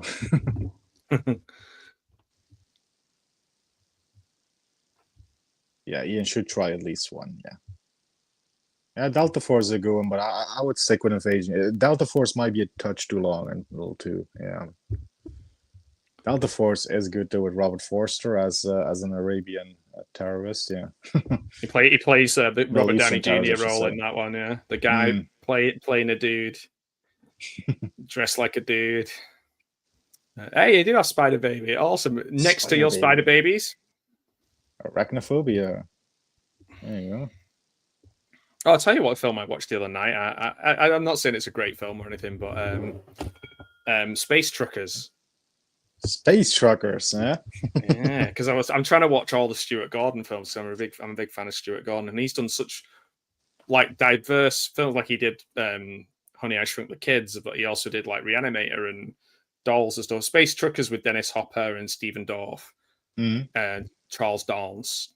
That was quite fun. I'd never watched it all the way through before. I'd watched half of it loads of times for some reason. But I gave it 2.5 stars, but I gave it a little heart saying that I liked it. Okay. Yeah. Sometimes I'll do that. I'm like, I'm not giving you 3 stars. I don't think you deserve 3 stars, but I'll give you the little heart and say that, you know, thanks for trying. Yeah. Yeah, it is a shame about Jan Michael Vincent. Yeah.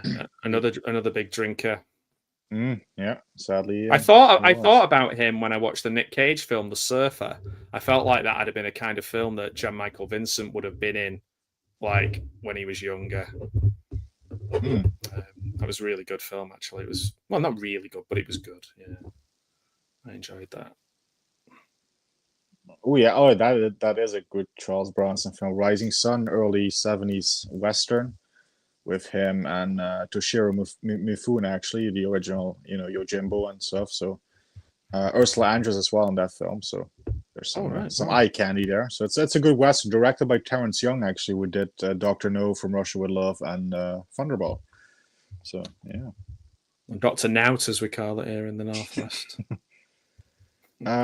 Speaking of which, Bronson recommendations. Red Sun would be one. I would recommend next week's film, Telephone, a whole lot because it's pretty underrated.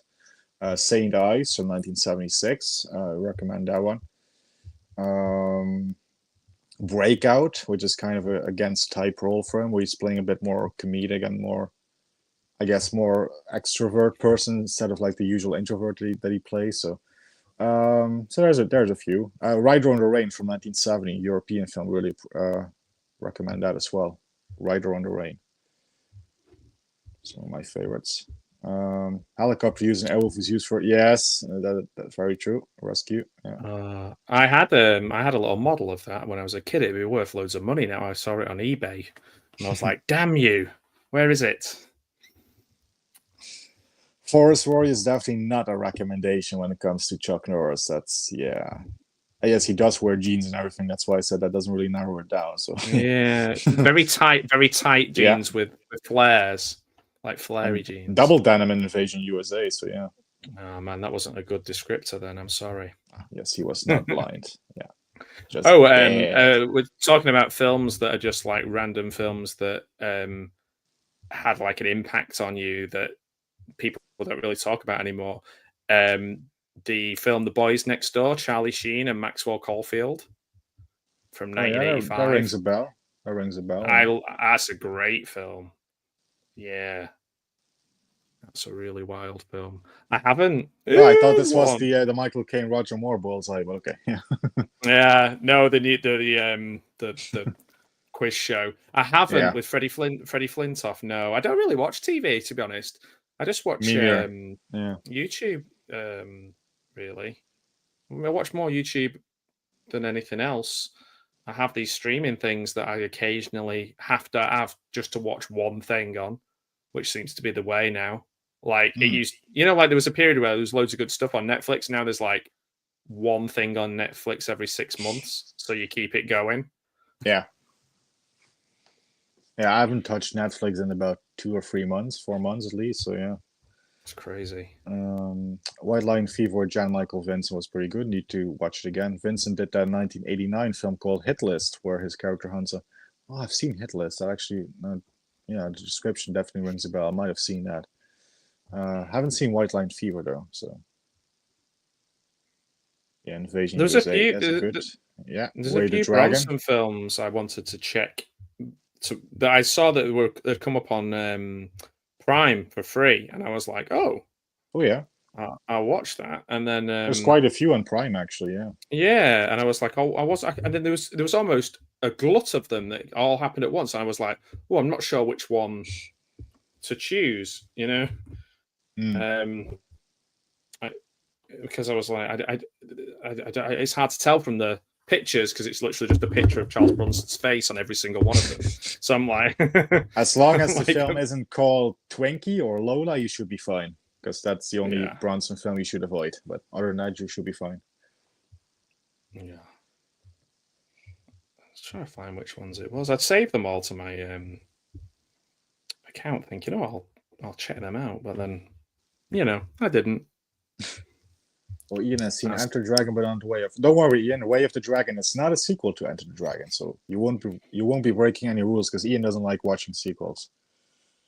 So, Charles Bronson was married to supermodel Jill Ireland. Yes, she sadly did pass away of cancer.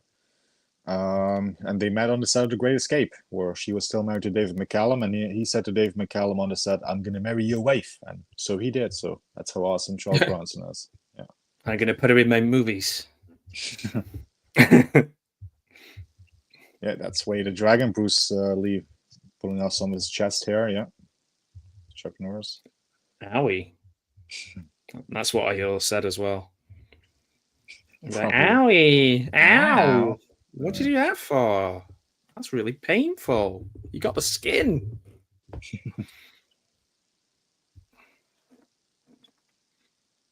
Yeah, Chuck does have a lot of hair. Yeah. A bit less after that. Silver Streak, that's a good one. Gene Wilder, Richard Pryor. It's pronounced Frankenstein. Yes. It's like a chia pet. Caligula is a fun watch, but good film might be pushing it. There you go. Yeah. Yeah. Serbian film, not artsy at all, but absolute trash. Ooh, it gets a thumbs down from Ramon, it looks like. Okay. That's what I then it must be bad. Yeah, I know there's definitely people who can defend it and all that kind of stuff. And that's almost the reason for making the film, isn't it? Do you know what I mean? Like, to have a discussion about it. Yeah. Yeah. Like, look at me, I'm so fucking edgy. I'm very what's the word? I don't know. I'm more of a casual kind of guy. Like the stuff that's for the masses is more for me, not like the more high artsy fartsy kind of stuff. It's so. Yeah, I mean there's exceptions, of course, but there's a part of me where I'd rather watch a really, really bad film and pick it apart and laugh at it than I would, or a B movie than I would watch something that, like, say for example, Oppenheimer does not interest me in the slightest. I haven't seen it. Yeah, so I just don't. It doesn't. Well, I don't want to watch it. Yeah, I got that. Oh, foot's gone through the roof. Stacey. Oh yeah. Hey, that's going to cost him. I know how much it costs to keep getting roof repairs. Yes. Oh, Myers has a more positive. Oh no, hang on. No, surprisingly well made, but not a fun experience. So it's. I mean, okay sometimes then for that's Myers. like memorable and it stays with you, and then it's like, do you want it to stay with you? Like, you know, like there's certain films I've watched and I've been like, oh, that was a really traumatic experience. I'm happy I got through it. Do I wish I hadn't seen it? I'm not sure.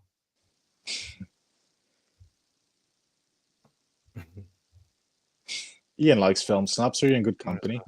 Yeah, it's okay to like a movie. It's just, I guess I'm the opposite of a film snob. I suppose I just like don't have. Red Sun, indeed, Myers. Yeah, I don't have a. It's got a UK Blu-ray release, so there you go. Stacey won a comedy version of Expendables and all the guys from the 80s. Ooh. Would be dead sad though if they all died one by one throughout the film, like in The Dirty Dozen. Yeah. They're like, no, Martin Short, no. That is true. Get on it, Myers. Excellent little thriller. It's got freaking Loomis in it, you know. Donald Pleasance. I shot him 6 times. He's in there, so. Yeah. Bronson versus Loomis. Have you ever seen Donald Pleasance's daughter? She's in a Amicus film. I've heard, yeah. She was also in a film with like him, wasn't she? I think. Yeah. She plays his daughter in that in an Amicus film. That might be the one then. Yeah. Yeah, she looks just like him. What a shame. Poor lady.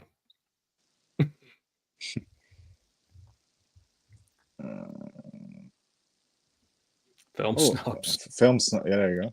Well, nobody was invited to join the website.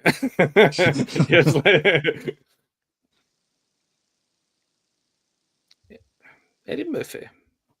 Eddie Murphy. No, not Charlie Murphy. Eddie Murphy. Yeah. Jackie Chan and Van Damme. Yeah, Bowfinger. What a film. Yeah, Red Sun. Yeah, it's a East meets West spaghetti western. Yeah. Well, Euro Western. It's not directed by an Italian, so that doesn't make it a spaghetti western. But it's definitely filmed in Spain and stuff. So, yeah, Telephone again, highly recommended. I have seen it's going for high prices now, but I was able to get it luckily when it came out. So. Oh, cool! Yeah, he's the cool rider in Grease 2 as well. Much superior sequel to Grease, but yeah, The Boys Next Door is awesome. And Grease 2. Wouldn't go that far, but yeah. Grease 2 was kind of the Serbian film of its time, you know. Ooh, we should play Cynthia Rothrock's more. I would go with Alan Burstyn, probably. That would be a good fit. Yeah. Dave agrees with me. Or Ellen DeGeneres. Not a fan of her. Not really. No, I can understand why not. Best Shaolin Kung Fu is the 36 Chamber of Shaolin. There you go. Yeah. Ramon did watch Oppenheimer because I'm quite a big fan of the Wu-Tang Clan stuff, or particularly Jizza, and his album Liquid Swords has a lot of the martial arts stuff in it. And like it's really, really good. Yeah, it's got loads of samples all the way through. Yeah. The beginning of it is all like is it, what's the one with the little kid who sees his dad was the Shaolin master and he was killing people for the emperor, and then they send the emperor sends his people to kill him, but he's not there and he kills his wife. What's it Shogun called? Assassin? Yes, yeah, it's got loads of Shogun Assassin like clips and references in it. Liquid Swords might be my favorite like hip hop album of all time. It's so good. Yeah, it's brill, and that might be one of my favorite martial arts films as well. Okay, cool. Not really enjoy Christopher Nolan films. Well, yeah, the Dark Knight films obviously, and Insomnia with Pacino and Robert Tenet. Williams. I saw Tenet at the cinema after the real, because that was the one everyone get back to the cinema, wasn't it? Like after COVID, everybody go and watch Tenet. It's just literally just for like 2 hours. Yeah, I haven't seen it. Yeah. Oh, that's it. That was it. That was it. You've seen it. Okay. it's just perfect. Let's check that off the list then. Yeah. Give it a 1 star. Arty Farty Nolan. There you go. Yeah. Ooh, that's what they call him. Only one I like is Interstellar. Because, I like Memento. Yeah, good call. I don't think he's a bad director at all. No. But no one's saying that. You know, Dark Knight is a masterpiece, but yeah. Yeah, I like Dark Knight. And I love Insomnia, like I said, with Pacino. But yeah. Yeah, that's a good film. I saw that in cinema. Yeah. I can't get no sleep. Oh, shit. Oh, accident. I fall man down. It was right at the end as well. Oh yeah. This is where I'm gonna. Oh yeah, I'm at the end credits. I got the final roll call there. Oh okay. I've got another like 10 minutes. Okay, I must know if there's a difference between your version and mine now, because it's We're doing a lot of shooting. There's a lot of shooting going on. I've got all the people doing this. Head, shoulders, knees and toes, knees and toes. Yeah, the Nolan sisters. I was at an event when the Nolan sisters were there the other week, or the remaining Nolan sisters, but sadly no Christopher Nolan. I must see if there's like a cut version or something. Hang on. The Dirty Dozen. At the end, it's got they just sing the songs from Paint Your Wagon. Okay, that's probably for the best that I'm missing that then. But let's see. Yes, sir. Different versions. What of course, the best martial arts film of all time is Miami Connection, and anyone who says otherwise is a fool. Well, I'll go for Bloodsport myself, but you know. No, Miami Connection. It has a. They're a band. They play music. But Bloodsport has Van Damme. Yeah, and Bolo. Yeah. But did they sing a song? Do they like all dance around a mailbox in that film? No, but does anyone in your film do a split in the air and roundhouse kick and helicopter spin kicks and stuff? Yeah, sure.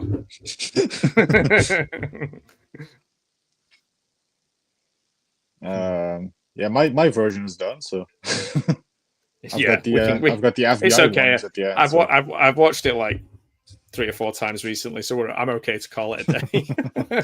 My dog will be looking at me going, "You should have taken me outside already." But, I'm just gonna remove the TV there. There you go. Snowtown. Remove that from the. There we go. It's actually perfect time for me to get a smoke, so I don't mind. Anyway, we do have a shitload of comments to go through, but 3 nights ago, I watched a shocker of a film that I've never seen before called Snowtown. Jesus Christ, there's scenes in that film that made me feel sick. It's based on a real life case. I have not heard that. Have you heard that? It's not the. Oh no! No, I've heard of that. Is it was there an Australian version of it as well, or is it set in Australia? Snowtown. It's like an abusive thing. I think. Let me see if I'm thinking. Yeah, it is Australia. Yes, I've seen clips of that. Oh my word! Yeah, that looks okay. Really, yeah. I think it's based on. Yeah, it is based on a true story. Yeah, you're a brave guy. Well, I mean, I'm gonna say you're a brave guy, but you've probably watched 10 times worse. But yeah, I saw it advertised. I saw clips of it, and I read it. And bearing in mind, it's like I think 2010, something like that. Okay. And I thought, oh, I don't like this. It's like a kitchen sink drama where things go very awry. So you wouldn't recommend it? I don't know. I mean, it's not a bad film. I've only seen bits of it. I've not seen the whole thing. So I guess if Dr.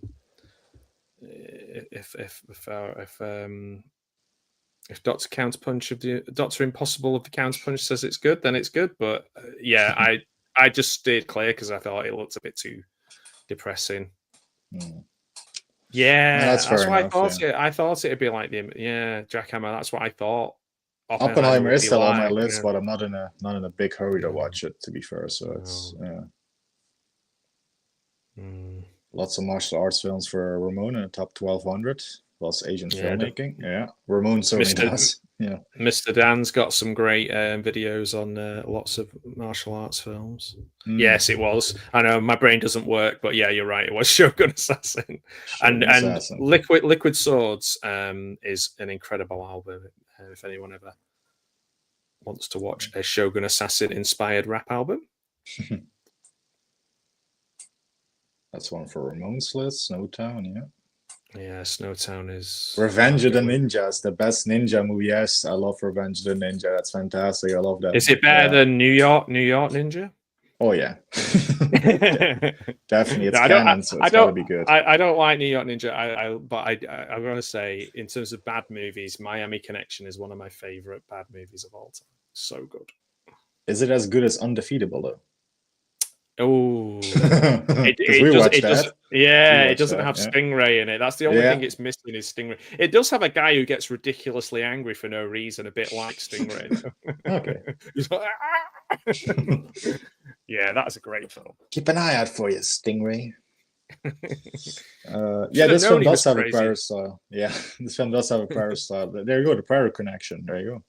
Yeah, I think there's obviously. It's the more you look into it, the more we see. Definitely.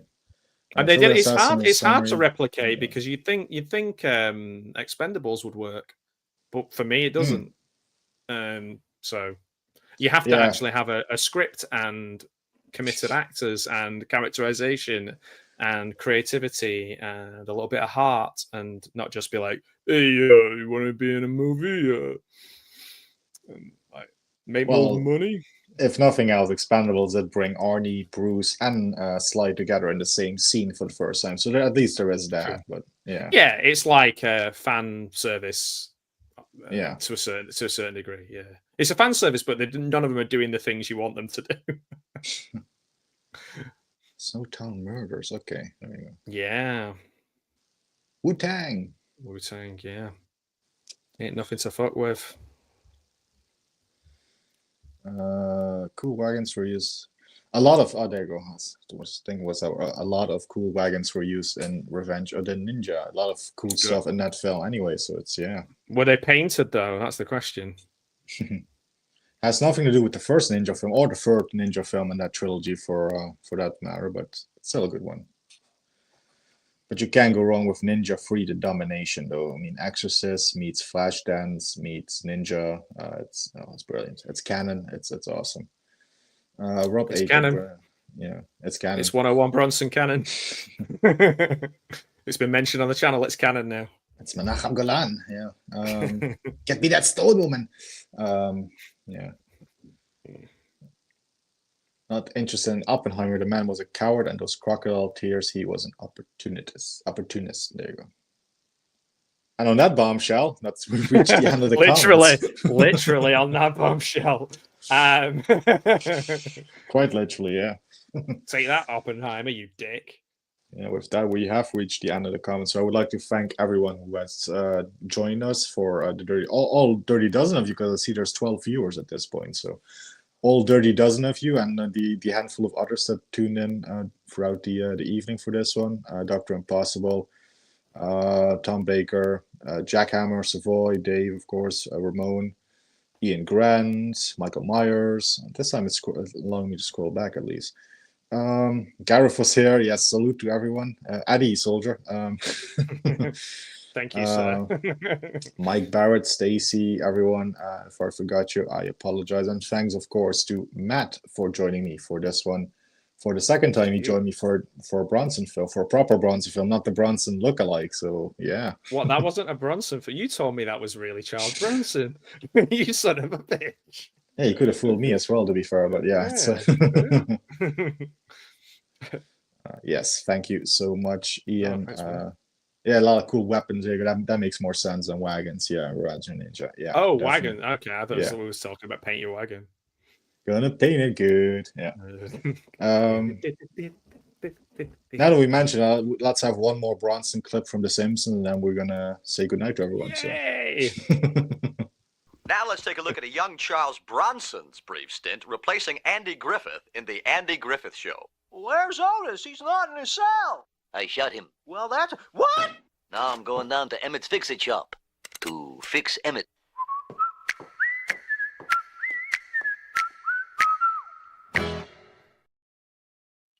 Nice. Oh, Going so to Emmett's good. Fix-It shop to fix Emmett. Yeah. Yeah, love it. Love it. That's my jam. Ooh, watch The Live and Die in LA. Awesome. So yeah, I might watch some. I might watch another Bronson film actually on the Bronson. It is the season. Just the season to watch Bronson. So it is. It's coming up to that season. It's that time of year. Put on your slippers and your woolly jumper and watch a Charles Bronson film. Definitely. Can never go wrong with some Bronson. Just quickly, some favorite ninja films for Ramon. It's Ninja and the Dragon's Den, Shinobi no Mono. I'm guessing that's Japanese or something. And the Cage no Gandan. Hope I pronounced that correctly. With Hatari Hanzo. There you go. Sonny Chiba. Yeah. Oh, I do know Sonny Chiba. So I do from True Romance. And Kill Bill. He's in Kill Bill. So yeah. Yeah. Kill Billy. Thank you, Kenneth, and thanks everyone again for joining. And thank you, Matt. And we're going to play a little outro, and we'll see you next Monday for Telethon. If I'm not doing anything in the meantime, I might do another random impromptu Bronson watch party, but you never know. But the next planned one is a Telethon with Larry the Horror Cat that next Monday. So see you all then, and have a good one. Take care. We're going to wrap things up. Goodbye, as Charles Bronson will say to you in a second. At ease. Goodbye.